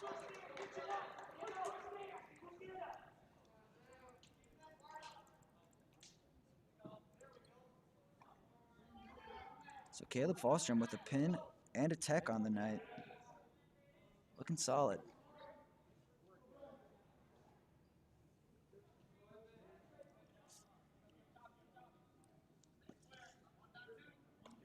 Now we're moving up to 138. We got Braden Hillier from Elk River and Evan Sabota from Hastings.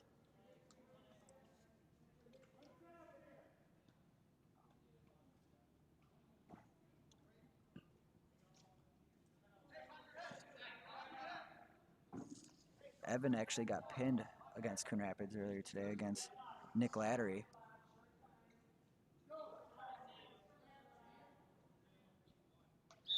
So I bet he's coming into this match looking for a win, to say the very least. And it looks like he's locking up a cradle. Nope, gives it up. Just, I'll say I'll take the 2 points instead.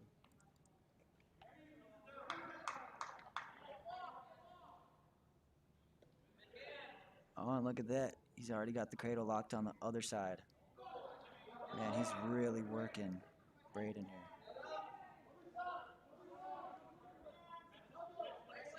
Braden's not flipping, though. Oh, and there he goes.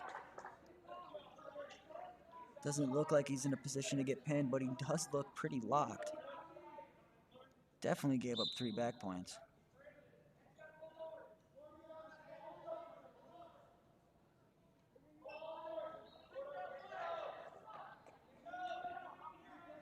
Evan might be able to. Oh, I was going to say he might be able to try to push him into a position to get the pin, but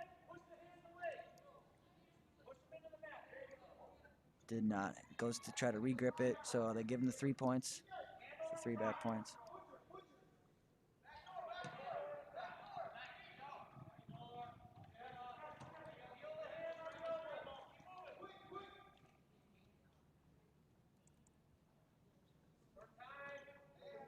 And period 1 is winding down. That's going to do it. We're going to go into period 2, 5-0.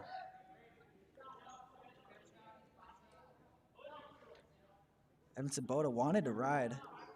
He chose top, but then his coaches said, no, go down.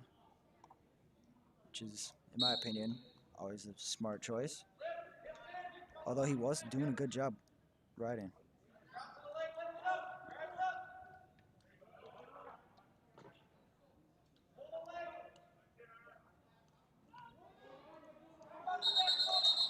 Well, he called a caution.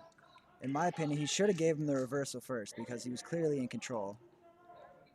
But he didn't, so Evan's back on bottom, trying to escape again.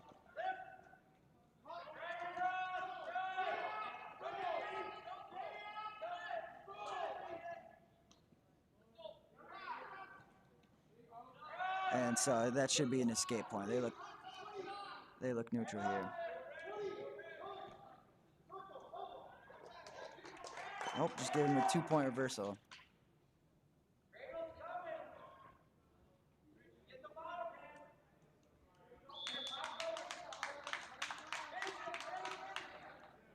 Here you go. Evan said he wanted to ride him, so let's see what he can do.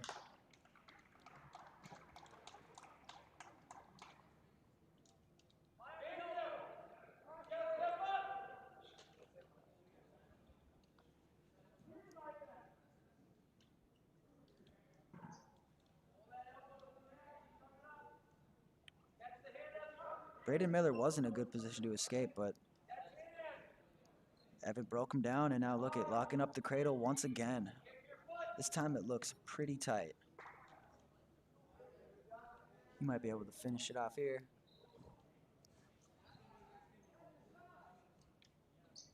He's got the 3 back points. Braden's shoulder blades at least one of them's probably off the mat because he's kind of just comfortable there.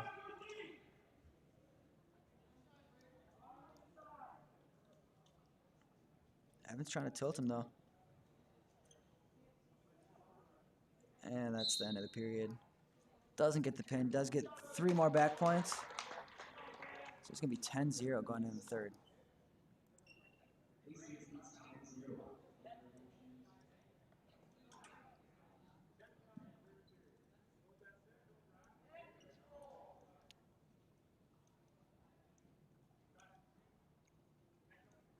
Caution on green.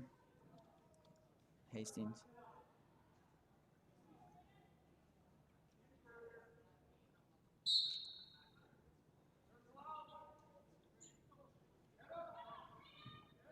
Braden needs to get moving if he wants to win this match. He has been getting cradled up. He cannot stay down. He needs to try to take Evan on his feet. But a slow start to try to escape.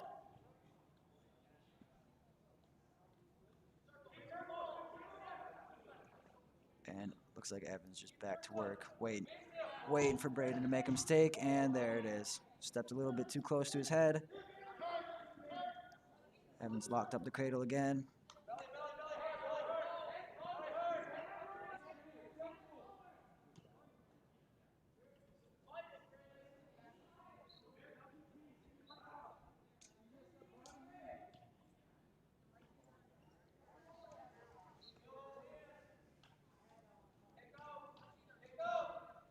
So Evan's got a minute to try to turn this into a pin.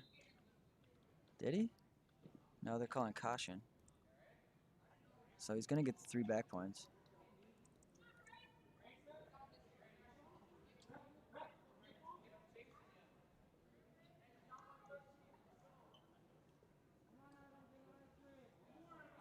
So now Evan gets one more chance to try to turn him. And on this try, if he doesn't turn him, it's just going to be a technical decision. which is definitely not a bad thing, but when the dual meet is 16-12, Hastings is definitely trying to get that extra point, trying to get a pin here.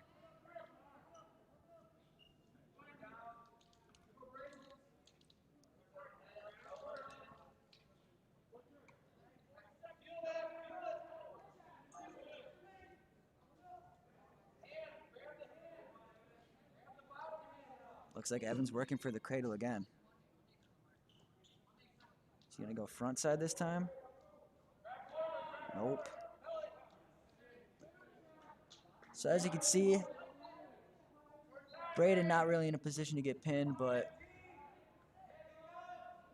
it's gonna end up being a tech if he doesn't get pinned.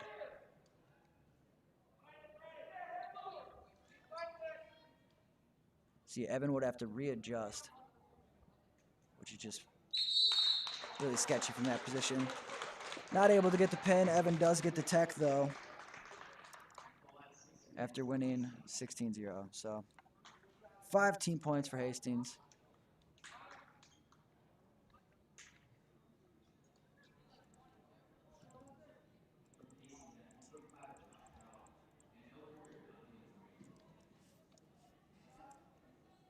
Now we're up to 145.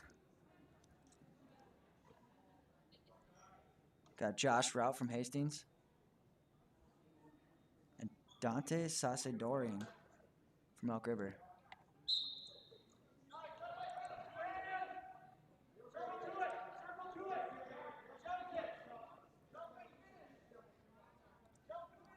We saw Josh Rout have a real tough match earlier.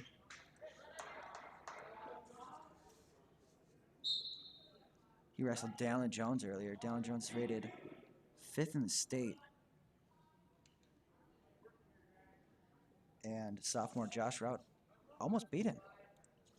It's tied in the 3rd period until a late reversal with only 30 seconds left by Dallin.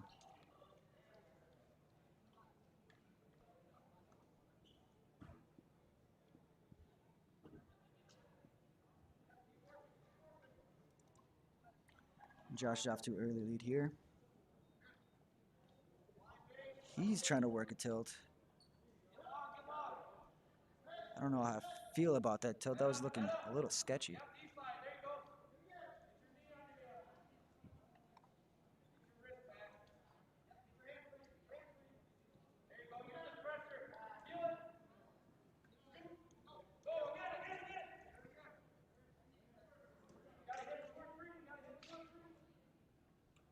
Dante up to a solid base. Needs to make a move if he wants to escape, though. Nope, instead, he steps too close to his head, gets frontside cradled.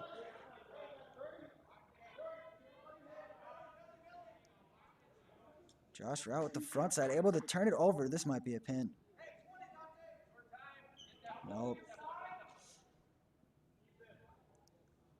Dante able to maneuver out of it. There should be back points coming. Oh, 3. 3 back points. There we go.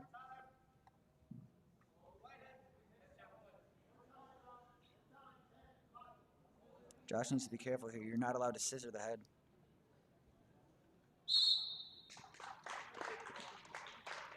And that's the end of period 1.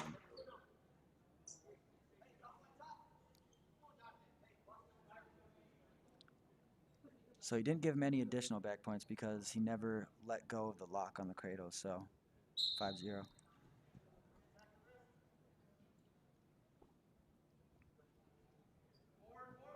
Josh chooses down.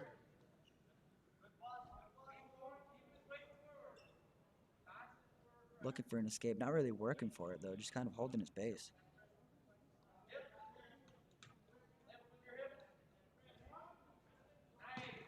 Dante doing a good job keeping him down.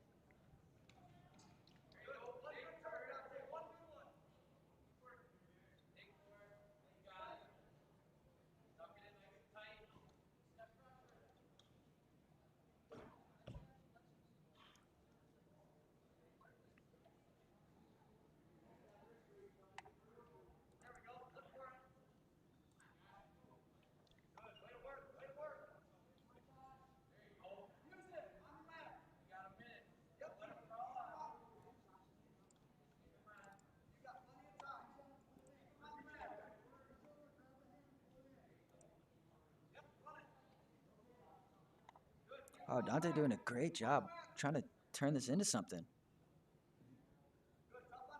Oh, but loses the armbar. I thought he had a chance to run it. Dante gonna keep this in his control, not giving up any additional points this period.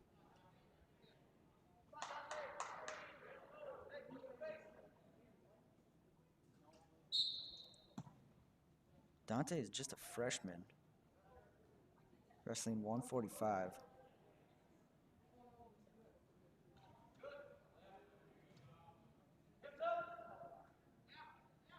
Although Josh is just a sophomore.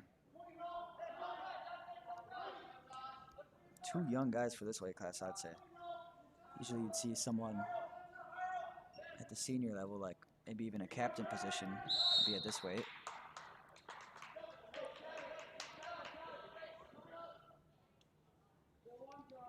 Dante not letting him escape. Very short time here.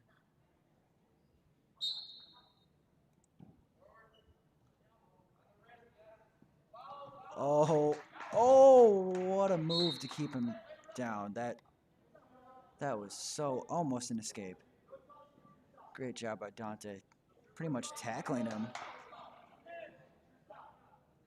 Trying to keep this a 5-point match. Now Dante chooses down.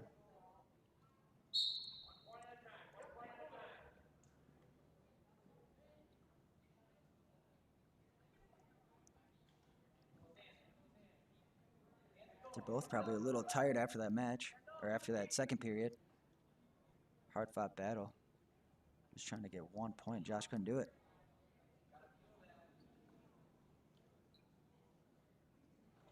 But Josh is back to work.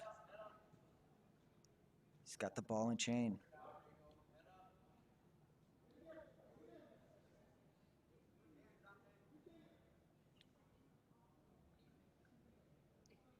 He has the ball and chain. He could have tried working a tilt from the other side, but didn't really have the positioning he needed. There you go. Does he have the ball and chain again? But from the other arm, he does. And he locks it. He locks the head in with a deep half. This is trouble for Dante.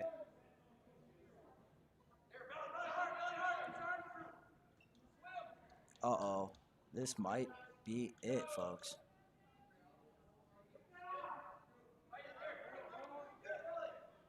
Oh, what an effort from both wrestlers. I thought Josh had locked it up, but Dante doing a great job just not allowing that pin. Here we go. Dante's looking for the reversal. He's going to get it, too.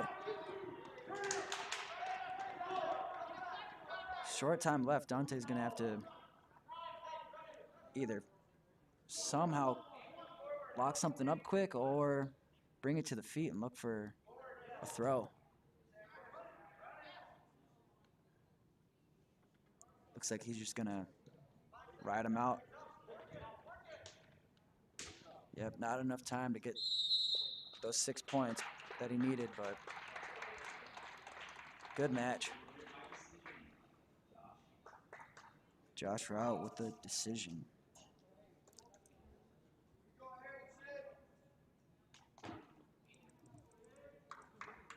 I just noticed that the ref is not raising the winner's hand. I assume because of the virus.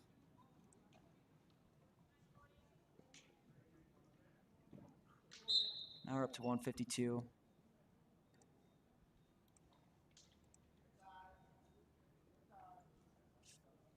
Cody Eggers from Elk River in on the single.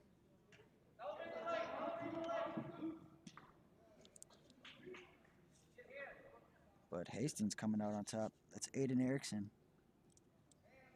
2 points.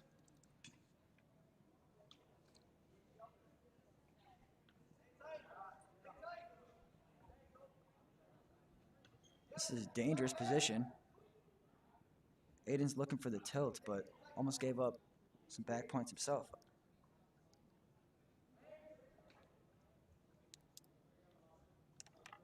Really good wrestler from Coon Rapids, Cron Nix. once pinned himself in that same move. It was at the Christmas tournament.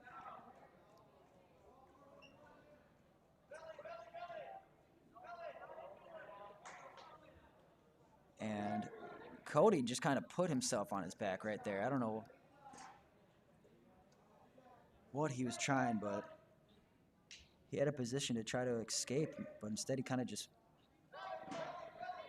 flipped over. Aiden caught him, so that's going to be back points for sure.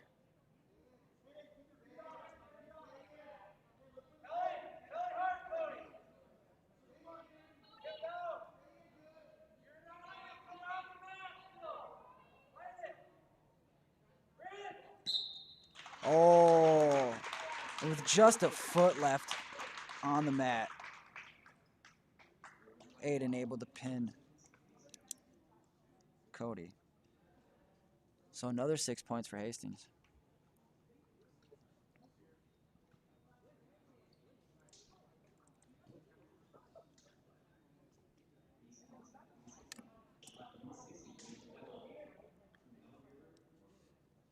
Elk River does not have a 160-pounder. So that's going to be a forfeit. Easy win for Xander Hollis.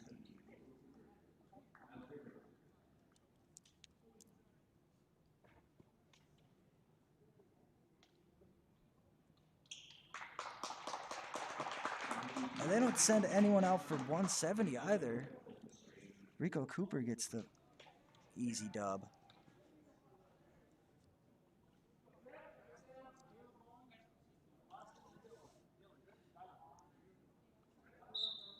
So now we're up to 182. We got Sam O'Connor from Hastings against number 7 rated Colton Strain from Elk River. And after those 2 forfeits, Hastings is pretty much locked in the dual meet. It's now 42-12.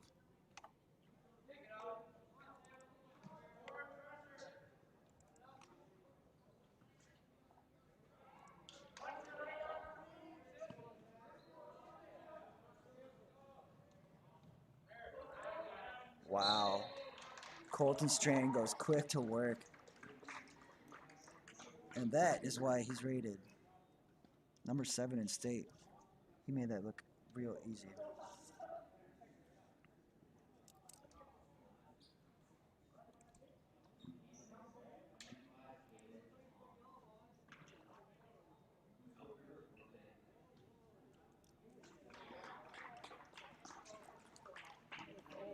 Another forfeit from Elk River.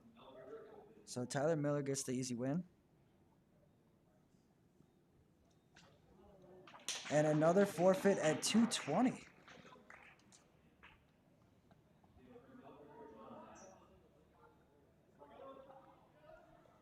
So they're just bumping up their 220-pounder to wrestle the heavyweight.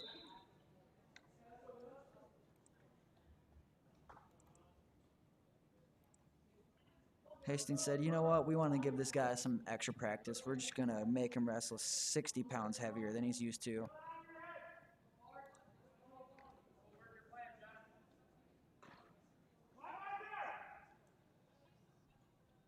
So we got Aaron Burch from Hastings, who wrestled 220 earlier tonight. He's now wrestling 285 against John Lazard, sophomore heavyweight from Elk River. So far, seems to be a good matchup.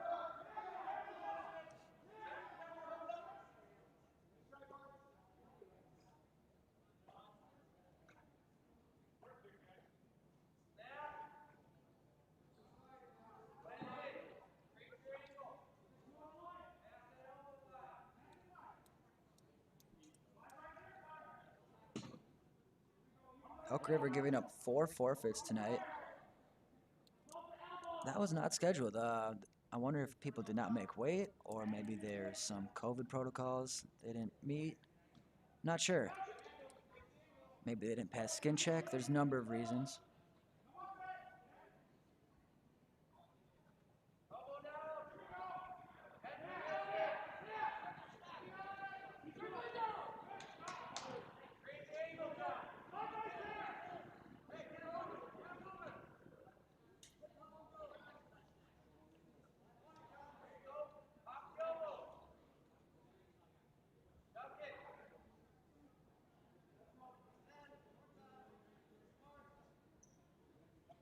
Short time left. Didn't see much action, but believe me, these guys are tired. They were just ripping on each other's heads that whole first period.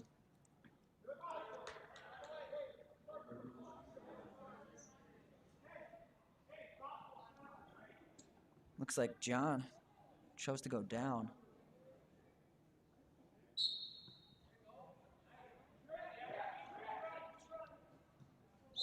And out of bounds. He was quick to get up, though. I imagine he's going to do the same thing right here. Kind of just posed to a tripod and boom, there you go. 1 point escape.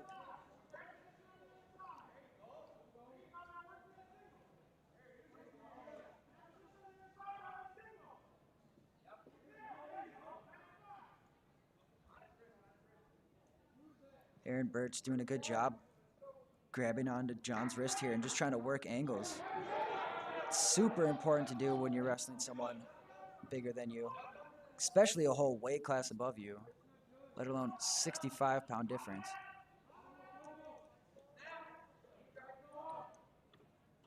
And now they're back, just looking for positioning.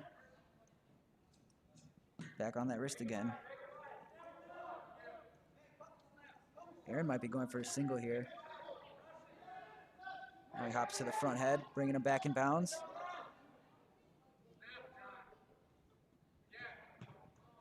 Yeah, Aaron's definitely looking for a takedown here. Positioning himself on the outside so he can have some room to shoot here. No. Instead, John goes for the shot. And nice defense by Aaron. Easiest 2 points you can score. Just let them shoot. Let them do all the work. You just got to walk around them.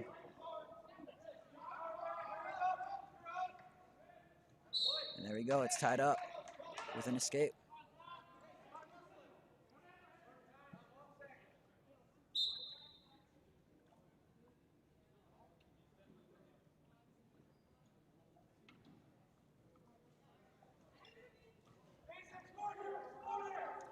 Short time, and that is the end of the period. Not able to score there. Good attempt, though. We're going in the third period tied up.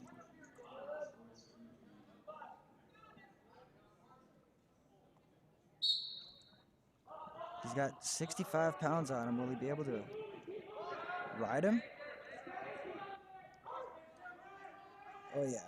Aaron can definitely feel that extra weight. He almost had an angle, but John just able to move a little bit and use his weight, and now he's looking to ride him out, maybe even force a turn here.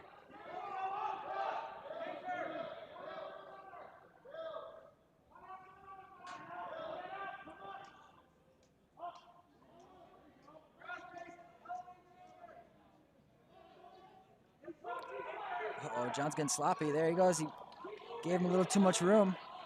Able to spin around and hold it, keeping it a tied match.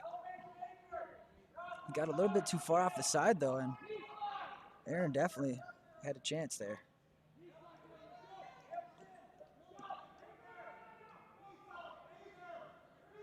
There he's getting that angle again. Oh, he's huge mistake. Oh, they didn't call it an escape. I thought that was a huge mistake by John, letting him up just on the edge there, but apparently not. Uh-oh, John's off to a quick start. Oh, he had an opportunity. He just had to keep moving. Instead, he tried to grab the leg, and you're not going to be able to flip a big guy like John. John's got a whole weight class on Aaron.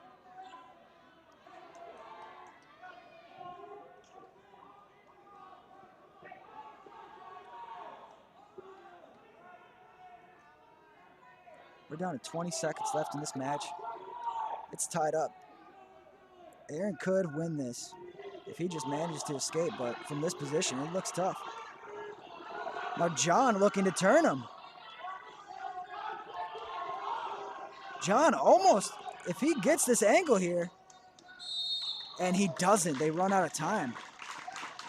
We're going into overtime here. They're going to do a minute from the feet. They start neutral. They get a minute to try to win this match.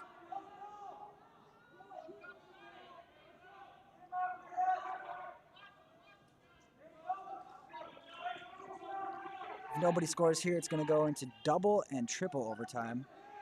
But if somebody does score here, it's going to be over.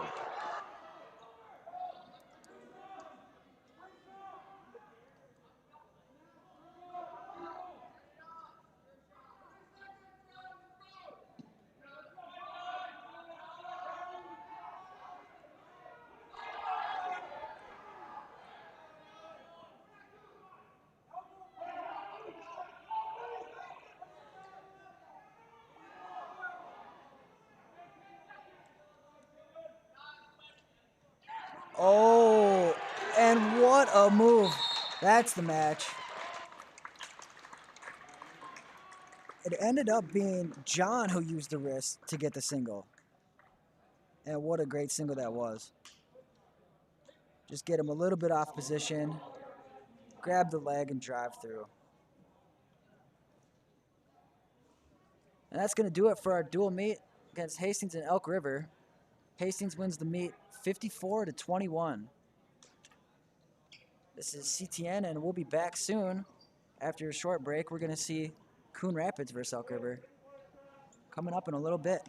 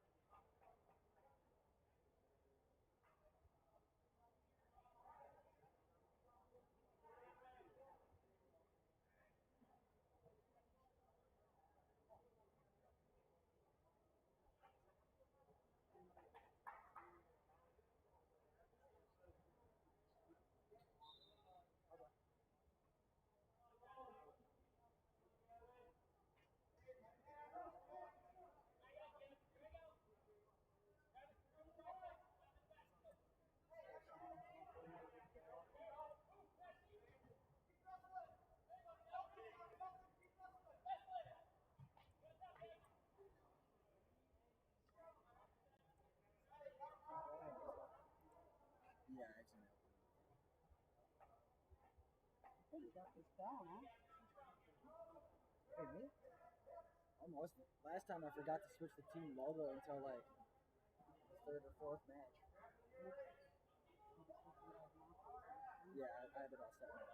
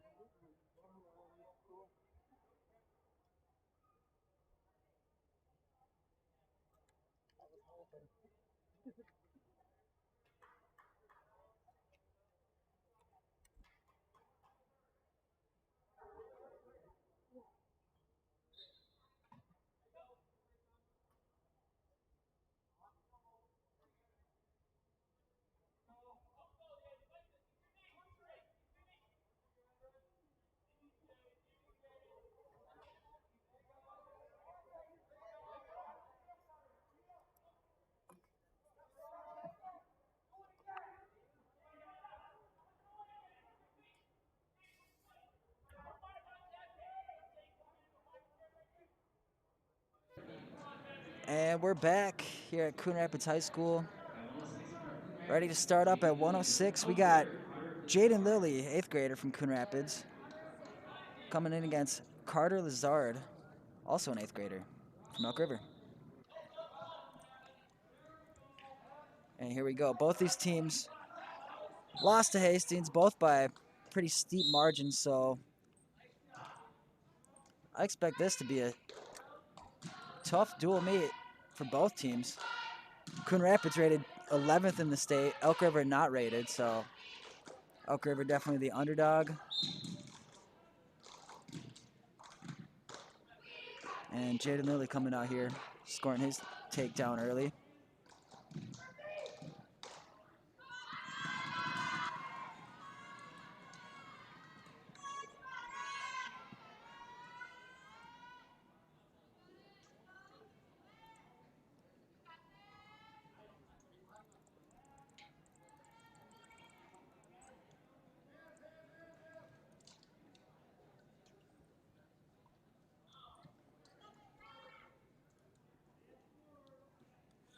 Jaden lost earlier tonight against number 8 rated wrestler in the state, Blake Beisel from Hastings.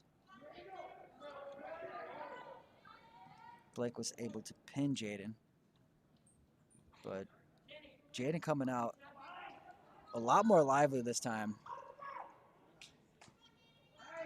Almost had a takedown there. Didn't get it. Oh, there's a takedown.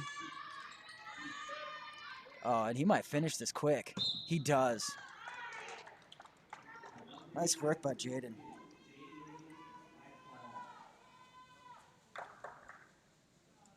He had the takedown pretty much locked up, but he just waited, and Carter got out of position, and Jaden closed the deal. So Coon Rapids is up 6-0 now. Coming into the 113 match.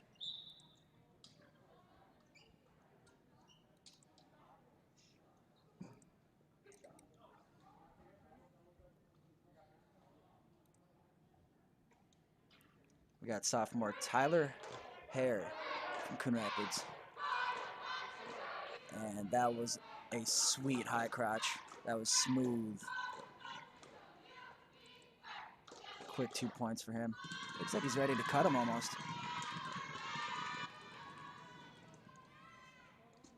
By cut him, I mean let up Elk River and just go back to neutral position, which is pretty much what's going on now. He was going for some type of funky, I think it was some type of cradle setup. But yep, now they're back on their feet, so Alex Artman from Elk River gets the escape point. Alex Artman had a pin just an hour ago against Hastings. He's a tough wrestler.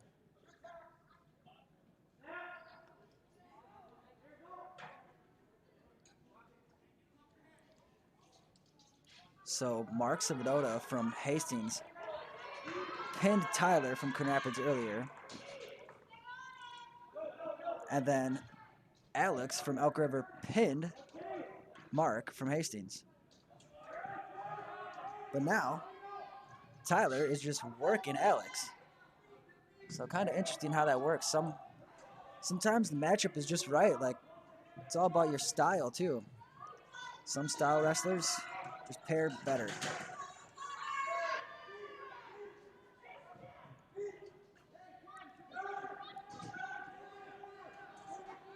Oh, now Alex is looking to turn this into some points. And just straight up out-muscled by Tyler. Tyler able to just flip him back. That's going to do it for period 1.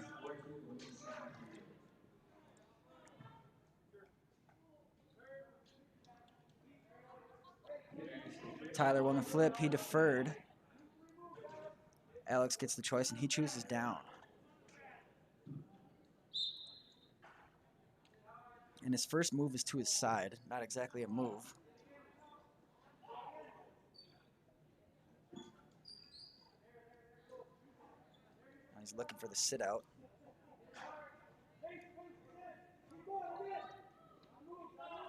Tyler able to follow, though.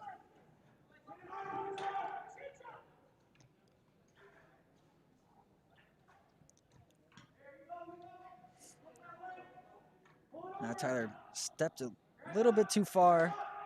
He was expecting it sit out. Stepped a little too bit in front of Alex, and Alex has just sunk it up. Turning this single into could be trying to turn it into a double here, and he does. And that's going to be a reversal. So now we got a tie match.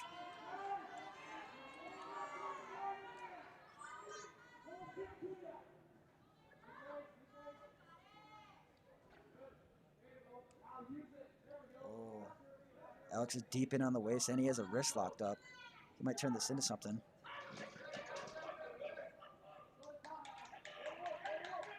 You hear Tronson yelling on the sideline. You need this 1 point. Tyler really needs this 1 point. Tie match. Every point counts.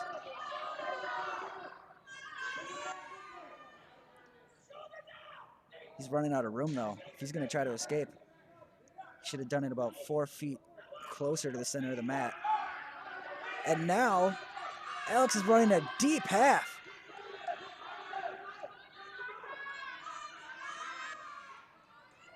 Tyler not having it, though. Not going to give up any back points. The ref almost wanted to call caution there. Oh! And right as the clock runs out, he does call caution as Alex kind of yanked up that arm, which is definitely not cool. Definitely illegal. Yeah, he is going to... Is he going to get penalized?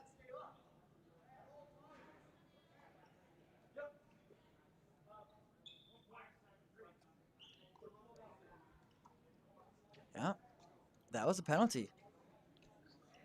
Alex yanked on his arm right at the end of the period, and if you lift that elbow above 45 degrees, that is a penalty. Really a huge mistake. He just gave up the lead from a really bonehead penalty in just the last second of the period. Oh, ref said, nope, we're wiping it off. He wants a tie match.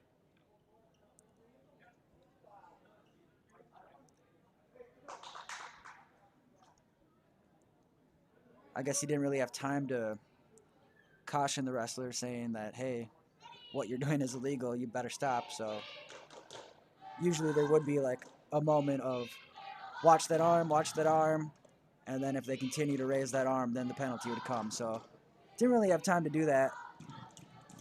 Tronson's making a case that that arm went way too far up.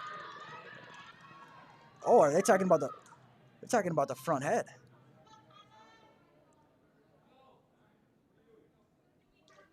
So maybe that was actually a potential full Nelson. I don't know, but interesting decision by Tyler here. He chooses to stay neutral. He could have gone for the 1 point escape, which I would have advised him to do if I was the coach. But I guess he was handling him on his feet pretty easily in the first period.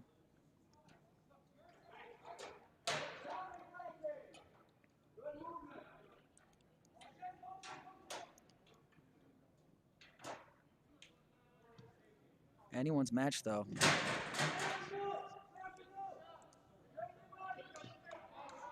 And that should be 2 points right there. Yep. Good job by Tyler. You don't always have to shoot to get a takedown. You got to make movement, create opportunities, and that's exactly what happened. Let the other guy shoot. Give yourself some easy 2 points. Oh, wow. That was almost a headlock from the knees.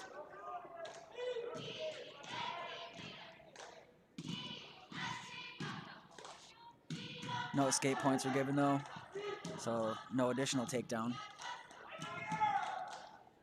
Remains 6-4 in favor of Tyler.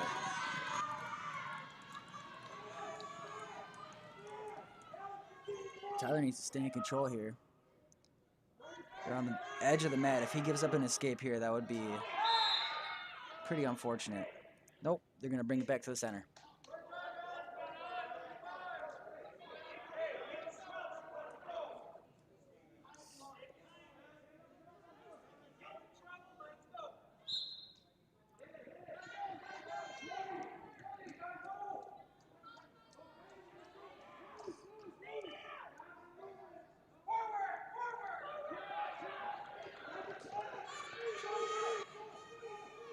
Oh, clasping.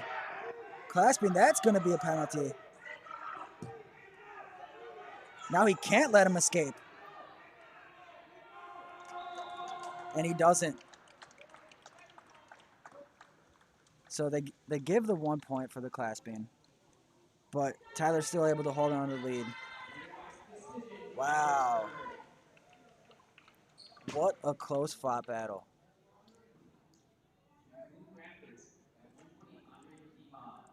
And that's going to be 3 more team points for Coon Rapids.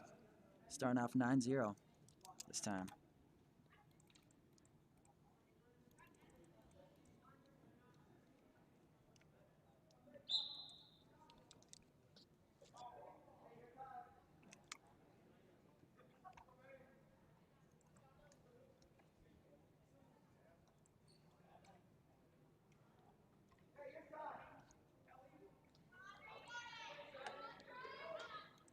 Now we're up to 120.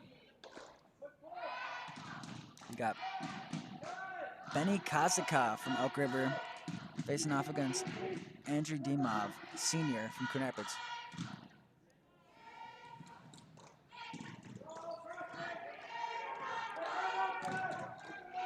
Andre's in on the single. Not able to hold it.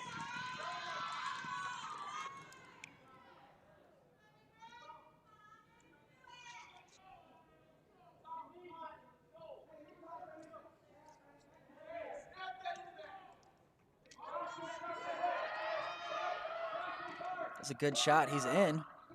Just strong wizard by Elk River, and Andre not able to suck it in and finish. He's trying. Yeah, his arms just keep getting extended out from that wizard, and now Benny with the strong. Oh. They called stalemate. I don't know if he called it because there was some type of danger there, because Benny had such a good position on Andre's arms. Looked like Andre's left arm was about to come out of the socket. And not much of a setup there. He just kind of shoots in, and these are those easy 2 points I'm talking about. When your opponent shoots and all you have to do is spin around him. Because Andre just gave up that front head now. Now Benny not able to make something out of it. So 0-0 going into second.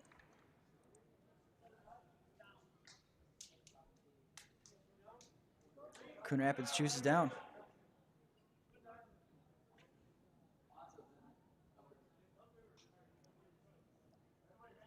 But it was actually Elk River's choice. So Elk River chooses down.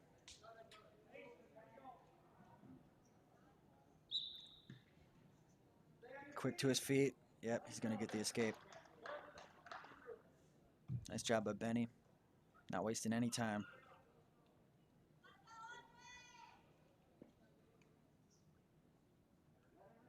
Sometimes you see wrestlers kind of take a breather for maybe 30 or 40 seconds before they go get that point.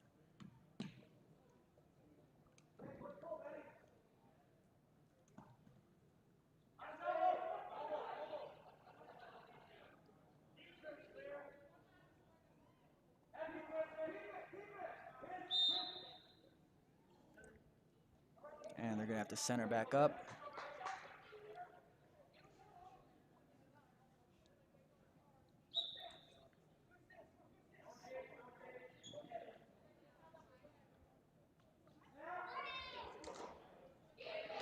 Andre had some good shots in the first period. Looks like he's taking his time now.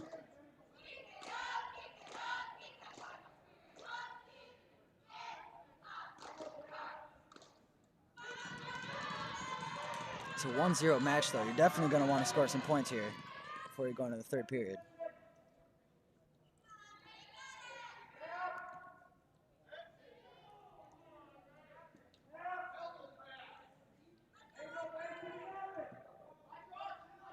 If it goes into the third period 1-0, Andre can choose down and then get the escape, but that's only going to tie it up, so very important he tries to score here.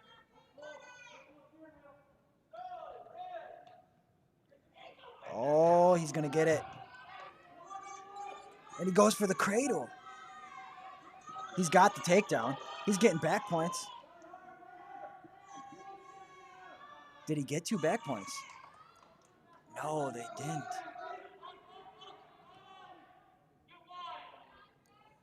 And that's going to do it for the second period. Huge takedown, though. Gives him the lead going in the third. And he chooses down.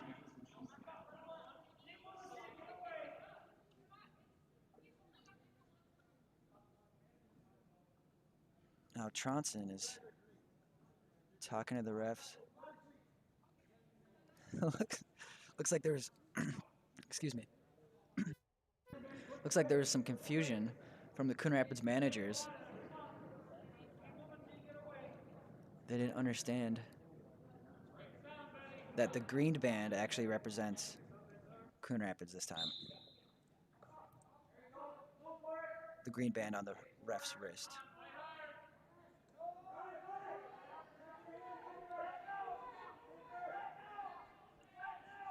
And Benny he almost had a cradle locked up. That would have been a huge game changer. Andre really needs to get out of here if Benny is this powerful from up there. Oh, he does. So now a 2-point lead for Coon Rapids. Benny can get a takedown here to tie it. Maybe force an overtime.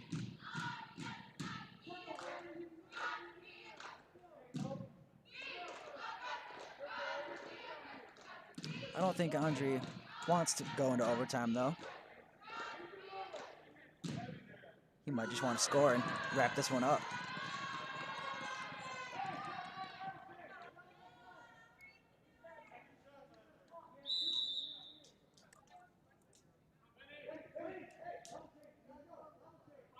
Oh, there's going to be some blood timeout here. Andre's elbow is bleeding. I saw him touching his face earlier a lot. Looks like I thought he was going to have a bloody mouth, but no, it looks like it's on his elbow. He's still touching his mouth, though.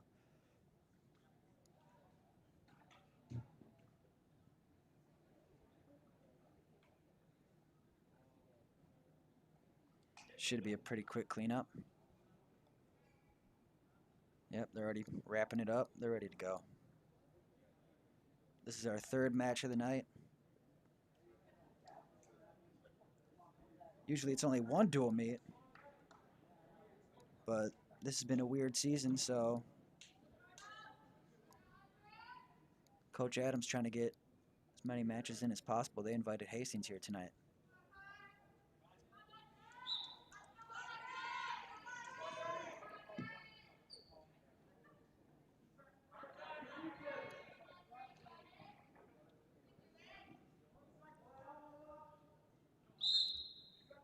It was unfortunate the wrestlers didn't get a start off their season back in November like they usually do. At this point in the season, most wrestlers would have already had 20 matches, maybe 10 to 15 dual meets. Coon Rapids has only had 4 dual meets so far this season.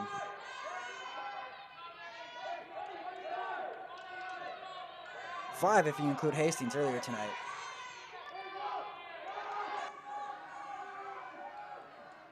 Elk River's in on a shot. Not a very good one. Andre should be able to defend this, but Benny really is not giving up. He has a short amount of time. And not able to do it. Andre comes away with the win, 3-1.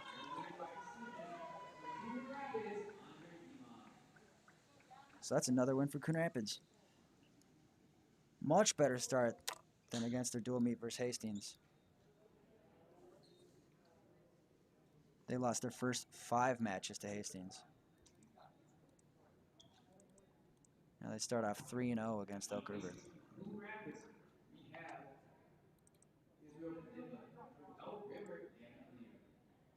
Now we're up to 126.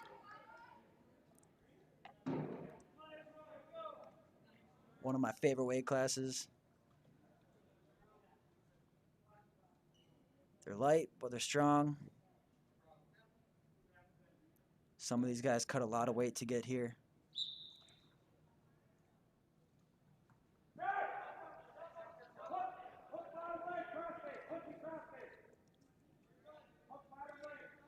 And Gavin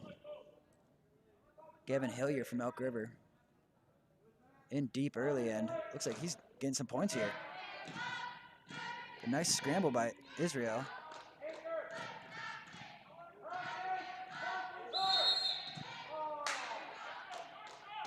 So no points awarded there. So a great scramble by Israel. Not even allowing a takedown.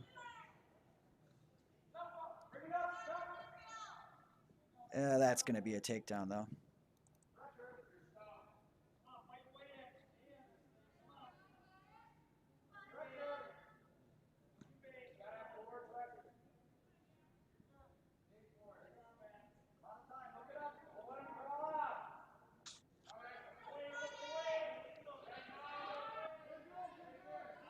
Uh-oh, there might be some back points. They're off the mat, though.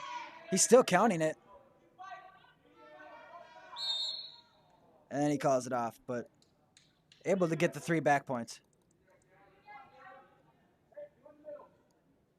Andre able to flop his way out of the circle. But Gavin still had a foot in, so that's why those back points counted.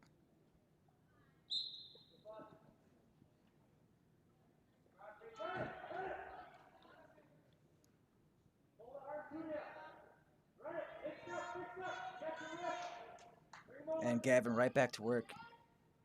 Locking up a cradle. Is he going to go front side? No, he's tilting it back. And that's going to be more back points.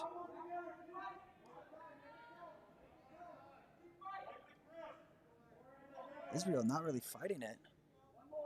It's going to be 3 back points. And with just 10 seconds left on the clock, Gavin's still trying to score. I was going to say with just 10 seconds left, they're probably just going to ride this out, but Gavin kept hustling. He got a pin earlier tonight against Hastings. He's off to a good start here.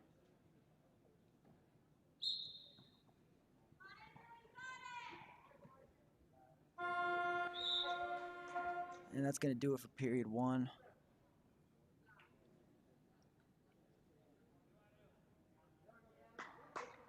Gavin up 8-0. Israel chooses neutral, meaning they're going to fight on the feet.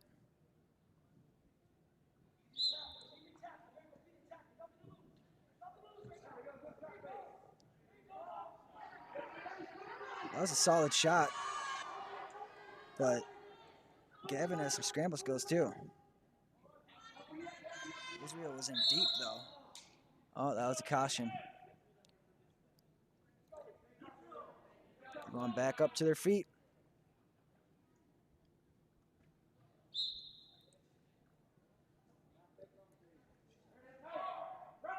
That was a really good shot by Gavin.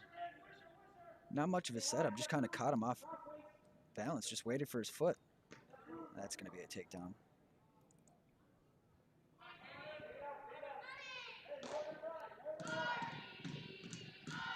So Gavin with a 10-point lead.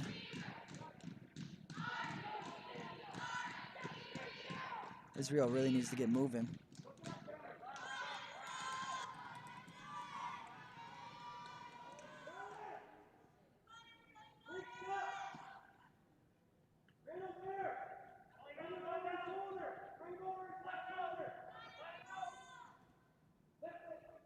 I've seen people come back from 10-point deficits, but you gotta be moving. And Gavin locks up another cradle.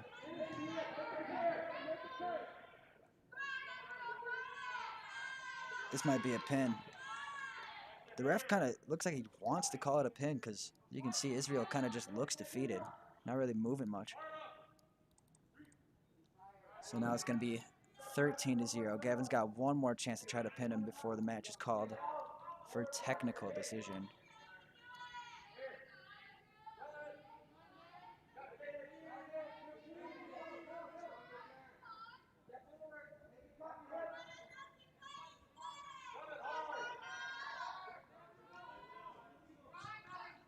And looks like they're going to have to bring this into the third period.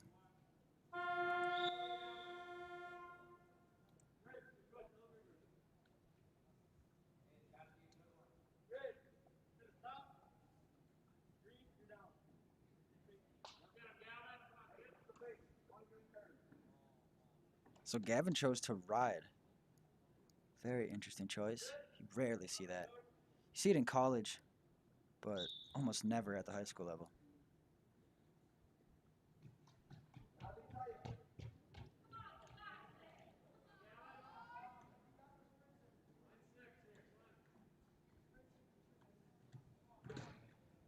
Israel almost able to escape, but tripped up.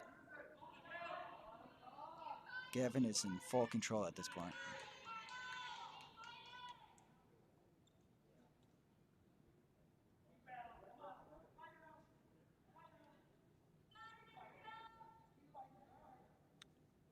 So now you see Gavin trying to work for an armbar.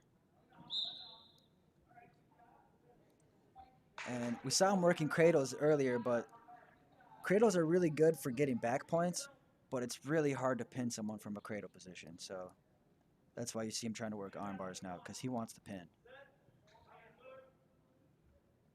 He only gets one more chance before he reaches 15 points. And then once the 15-point deficit is hit, the match will end. So pretty much either this has to end in the pin or Israel's going to flip over, and that's going to be the match. Oh, well, there's no back points awarded, so never mind. I thought for sure there was going to be back points there.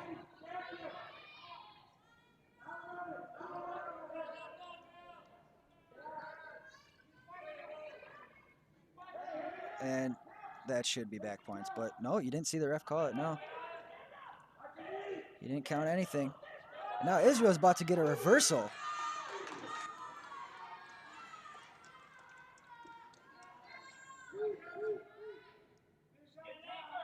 So at this point, with only 20 seconds left, Gavin pretty much won't be able to get the tech.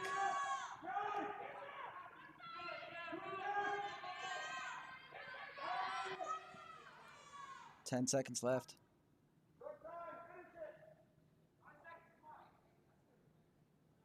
And looks like it's just going to end like that. With Gavin almost getting a reversal, but still gets the major decision. That's going to be 14 points for Elk River.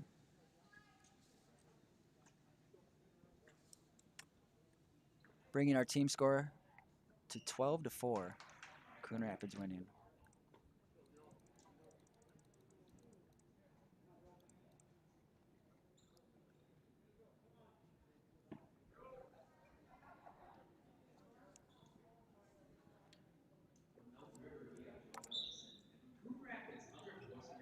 Now we're at 132. We got Hunter Floringer for Coon Rapids and Joe Gustafson for Elk River. Gustafson gets the takedown. Well, they haven't given it to him yet. They did. No escape, though.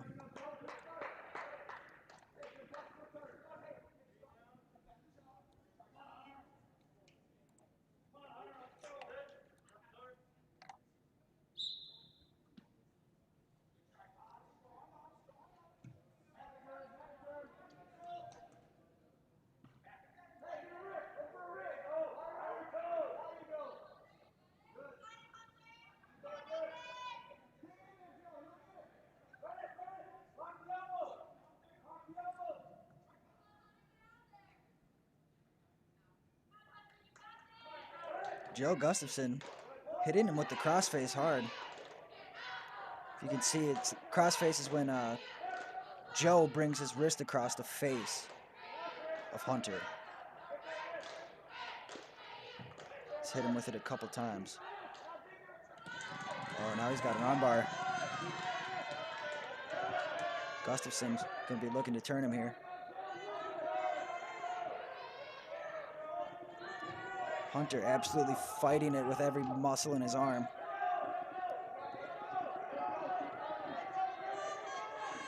Not letting it go. Oh, and he flips through it. No back points. He has a chance to...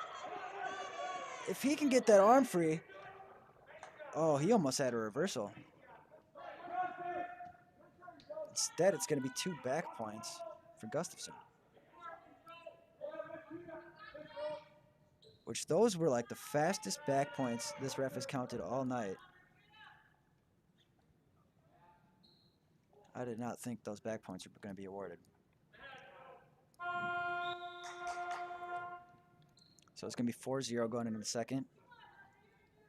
Gustafson with the lead. And he chooses to go down.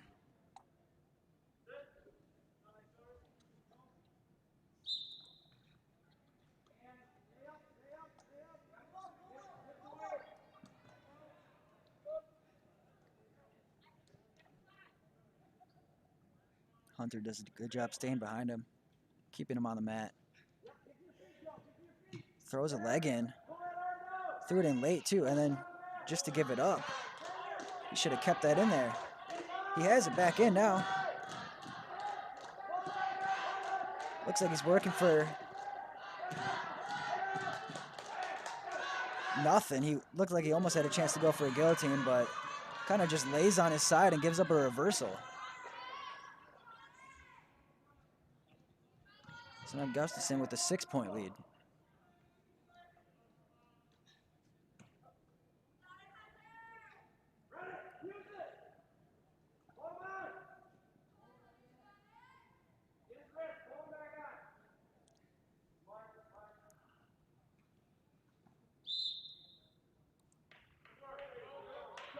And they're going to bring it back to the center.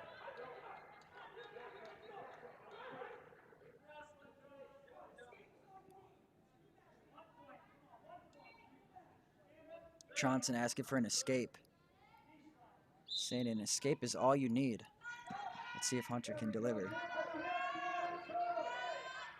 He's almost to his feet, but quickly dragged down, and now Gustafson has a wrist.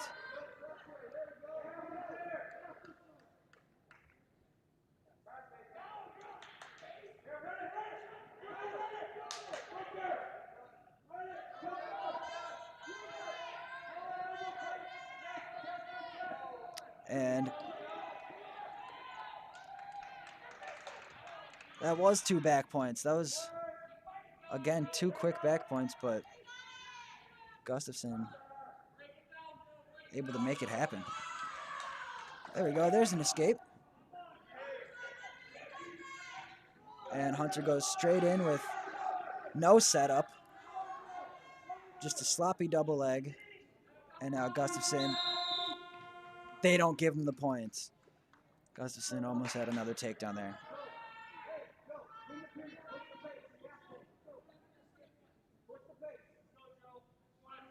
Hunter doesn't know what to do. He said down, and then he said neutral. They're going neutral.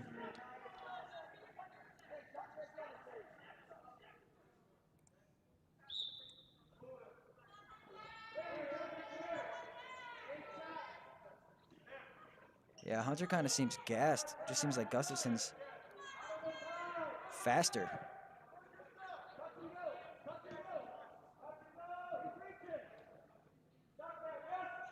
And that was a really good duck under.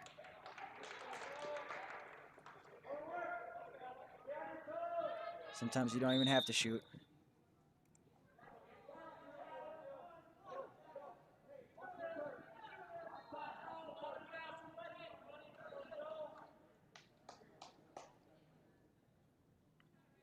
Yeah, Hunter seems defeated. His attitude is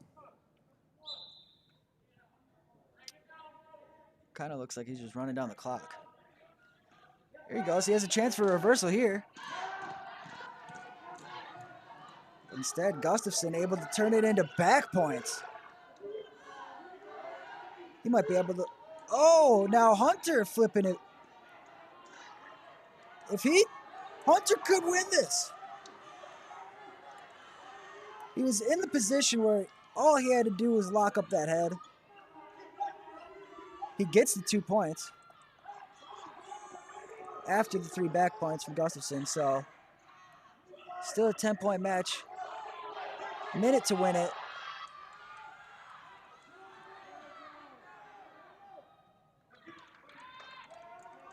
Hunter now down by 11 with 45 seconds left. He's gonna need to bring him to his back.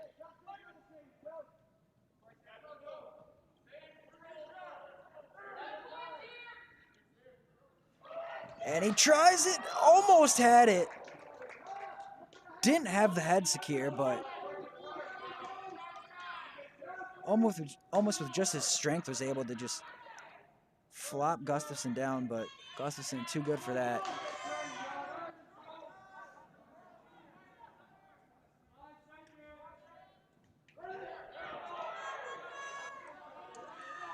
And now, wow, period ends with an additional 2 points.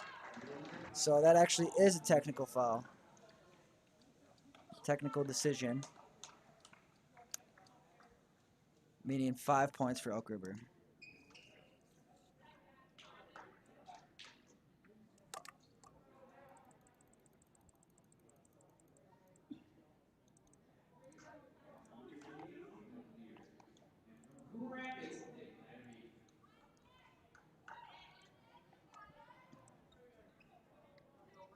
Now it's 12-9 team scores. Coon Rapids still winning. We got Nick Lattery from Coon Rapids. Did they give him the takedown yet? No. Haven't given him the takedown yet.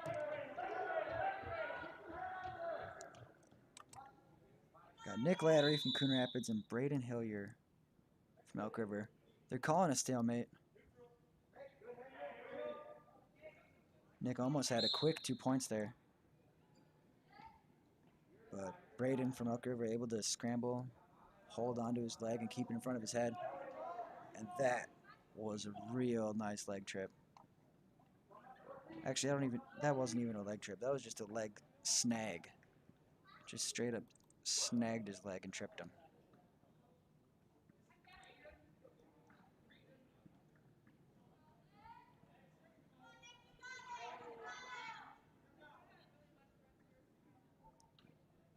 Nick's gonna try something funky here. He does. Gets the takedown, no back points. That's a very risky move.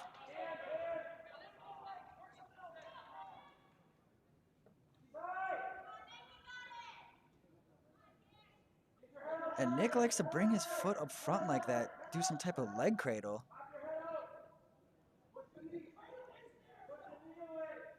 Tron's insane, the cradle's there.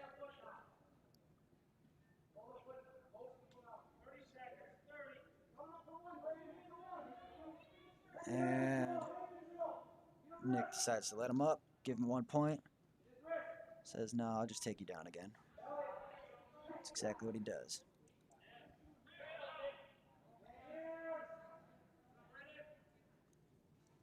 Nick started off things last match against Hastings with a pin. That was the first win for Coon Rapids last meet. Did it in style. It was a huge turning point, giving Coon Rapids a chance to come back, but unfortunately they weren't able to.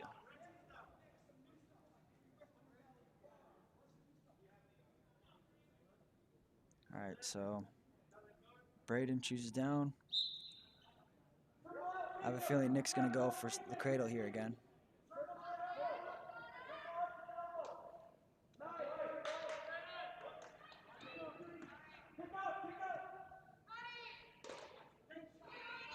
Nice effort by Braden.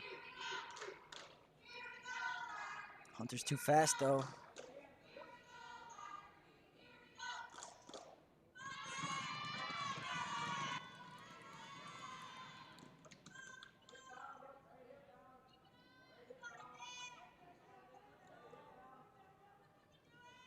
Now Hunter with a deep armbar.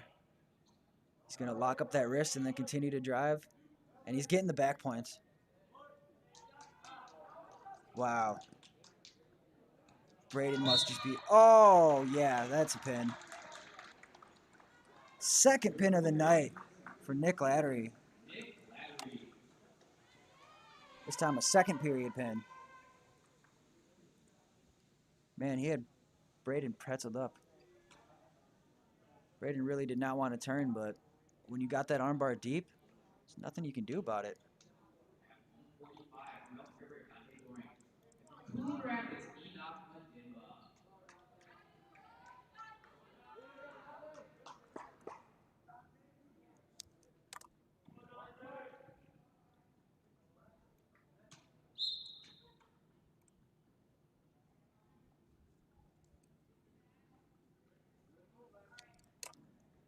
So now we got Enoch Madimba wrestling at 145. They must be bumping up Dallin Jones because Dallin Jones wrestled 145 earlier tonight.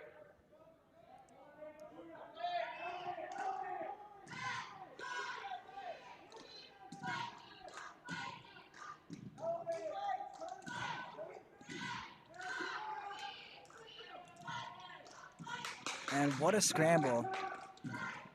Dante Sassing from Elk River able to score the points there.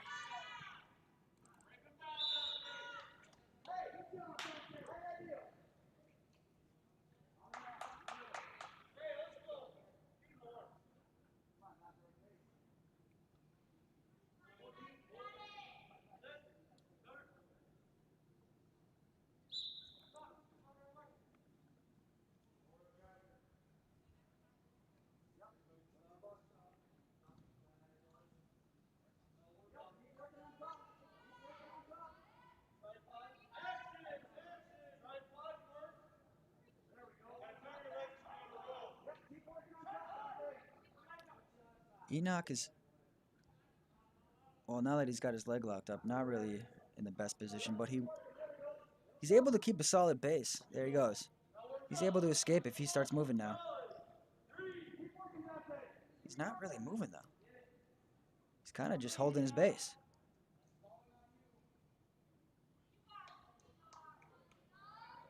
Oh, nice Granby there. Did they give him the escape, at least? Oh, they gave him the reversal. Nice, okay.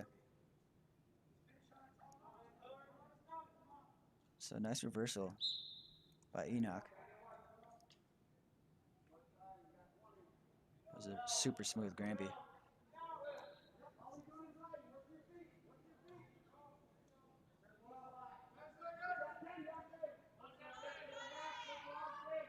And short time here. Looks like they're finishing the period tied.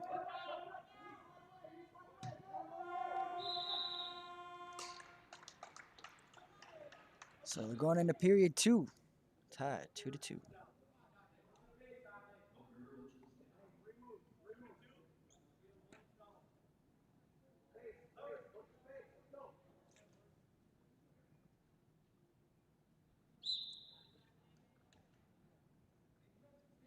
Dante up to a solid base. Not moving though. There he goes.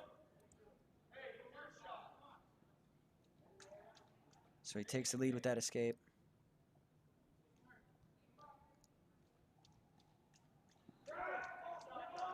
Great shot.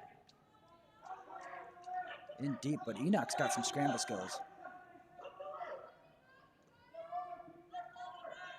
Enoch's not even worried about it. Now he's got control. They're about to give him a takedown. There it is. Now Enoch's in the lead. And, oh, that was almost super cool. That would have been, if he would have kept him there, there would have been nowhere for Elk River to move. Dante would have been stuck. Oh, he gets it. He might be able to finish it here. Dante kicking. And he does. He gets the pin. Nice job by Enoch.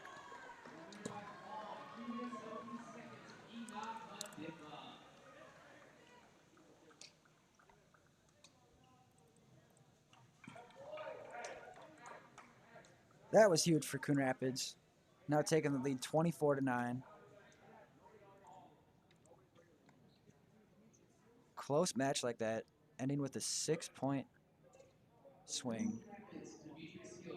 Don't see that often.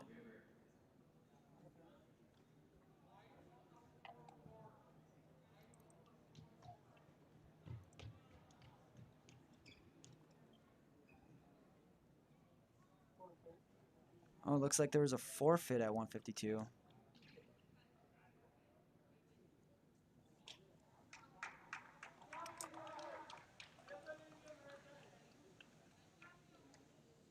So, guess that's a really easy win for number 5 rated Dallin Jones.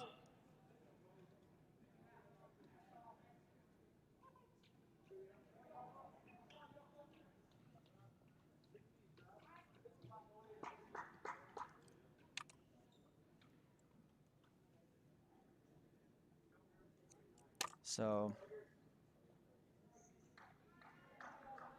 it's actually Demetrius Seals, number 6 rated from Coon Rapids, who got that easy win on his record. Now we're up to Ahmed Yaffa versus, I believe, this is Cody Eggers from Elk River.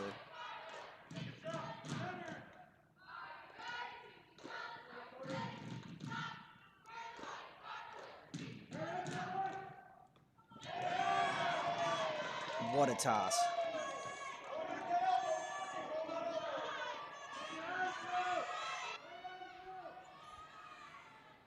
He might finish this early.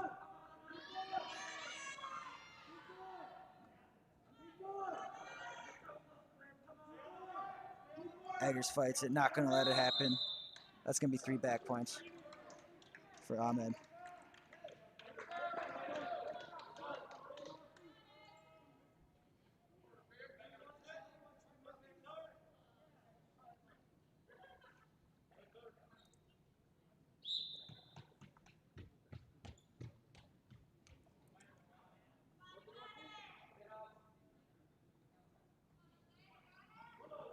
Gives him the escape.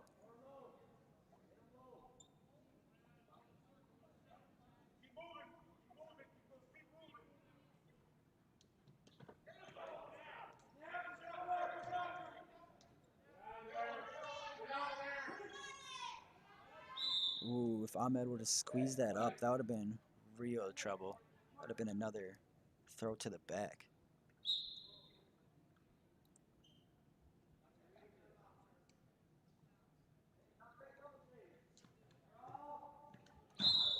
And not much of a setup there, but still in deep. Ahmed's got a great shot.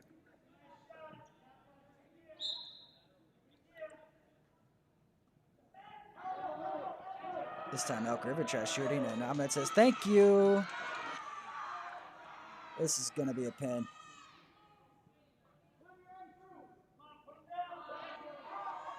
Elk River, yep. Looks like he just stopped fighting, and it's just a matter of putting those shoulder blades down to the mat. Ahmed with the pin. Coon Rapids now up 36-9.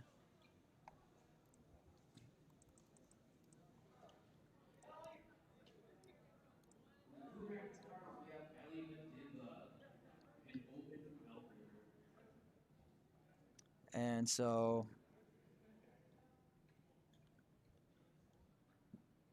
Eli Madimba is going to take the forfeit here.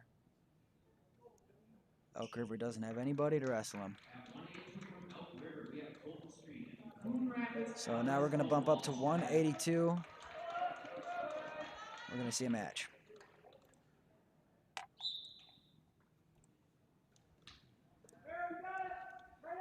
We got number 6 in the state, Alex Kowalczyk, starting off hot. But Colton Strain, number 7 rated from Elk River, able to hold on. So we got the number 6 and the number 7 guy in the state. And right now, they're scrambling. Doesn't get much better than this.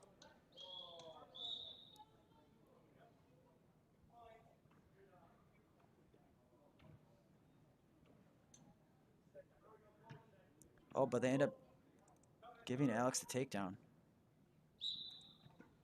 which is super fortunate. Those 2 points could go a long way in this match.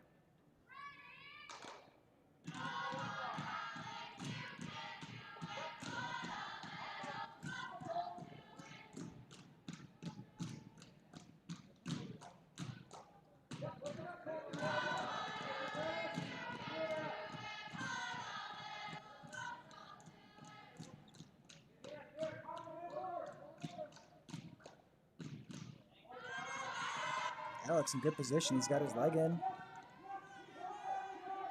But Colton saying, don't get too high. I'll flip you. Alex able to maintain control, though. He's waiting for something. He's either waiting for that left leg to come up and he's going to try a banana split, or he's just waiting for some wrist control here and then he's going to do a guillotine. But Colton, good wrestler like him, probably not going to fall for one of those simple tricks.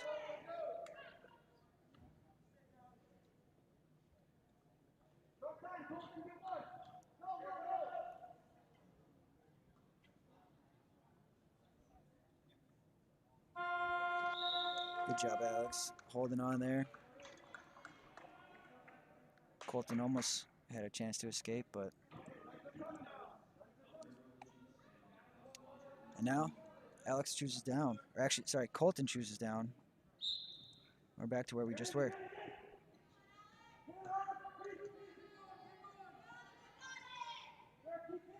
This time, Colton's off to a hot start. Alex is trying to get the leg in. He does. He's still a little high, though.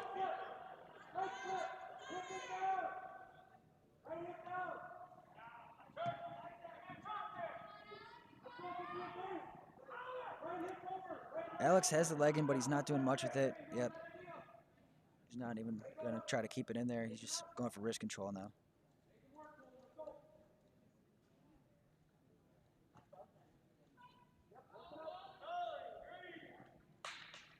Oh, and Alex gets a stalling warning, which honestly doesn't make too much sense for me. It looks like he's trying to work.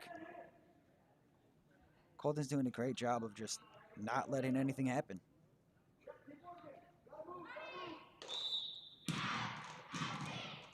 And the ref calls a stalemate. He wants to see more action.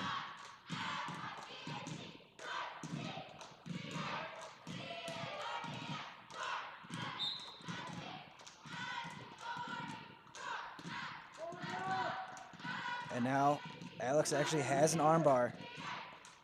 Colton's not giving it up. He's fighting it.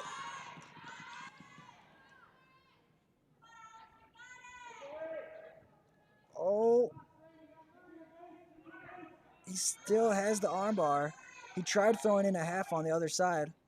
Got him a little bit out of position, but he's still cranking on that arm. He's not going to let that go. If he does throw the half in here, he can just walk along that side and it might be game over.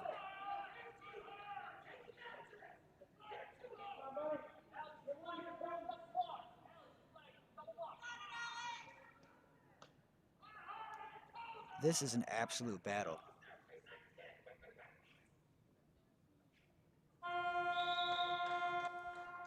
With a short time left, you could hear Colton say yes, as he was happy that he could even just get his arm free.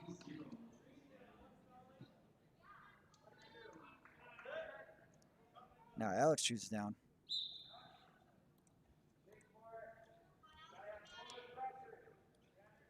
And he's not quick to move. Now Colton's got the wrist, but he can't do much with it from down there. He's going for that arm bar, but you see Alex clasp up his own arms there. He's not going to let that happen. He's too strong. He's too good. Not going to give up an arm bar with a 2-point match.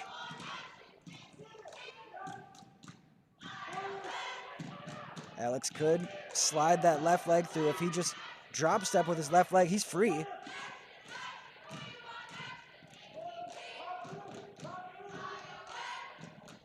Here we go. That's going to be a reversal. Nice work by Alex. Colton really made a mistake there. He could have just let him up for one and taken him on the feet, but he tried holding on, held on too long. Alex got the 2 points.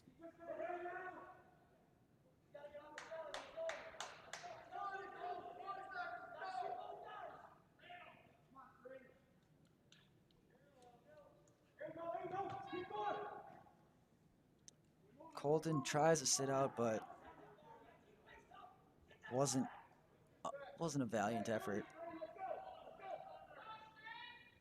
I mean, I'm sure he's giving all the effort he can, but at this point in the match, you start running out of speed, you start running out of strength, and now he's running out of time.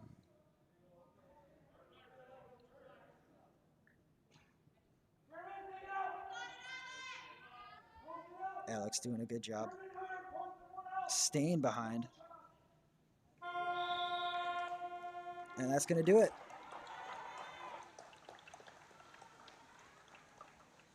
Four to 0 final. What a match. Number 6 versus number 7. And Coon Rapids comes away with the dub.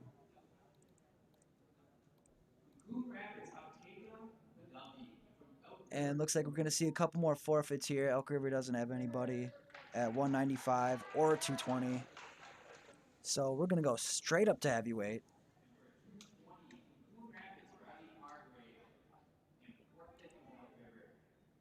Easy win for Aiden Hollister and for Riley Hargrave. Just a little dub on the record.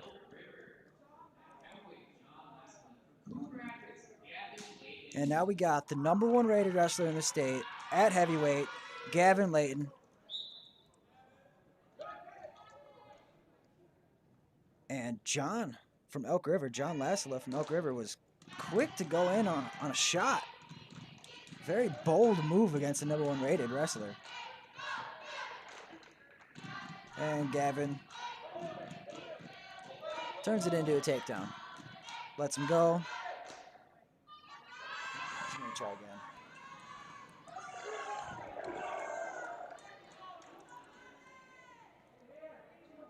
Another 2 points. Just gets behind him. Throws him to the mat. And Gavin with a super good shot. You rarely see that out of heavyweights. But Gavin is the best in the state. And he throws in a Turk.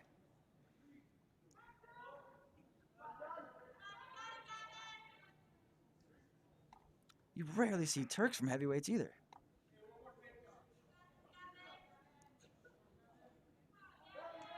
But I guess you rarely see heavyweights like Gavin. He took second at state last year.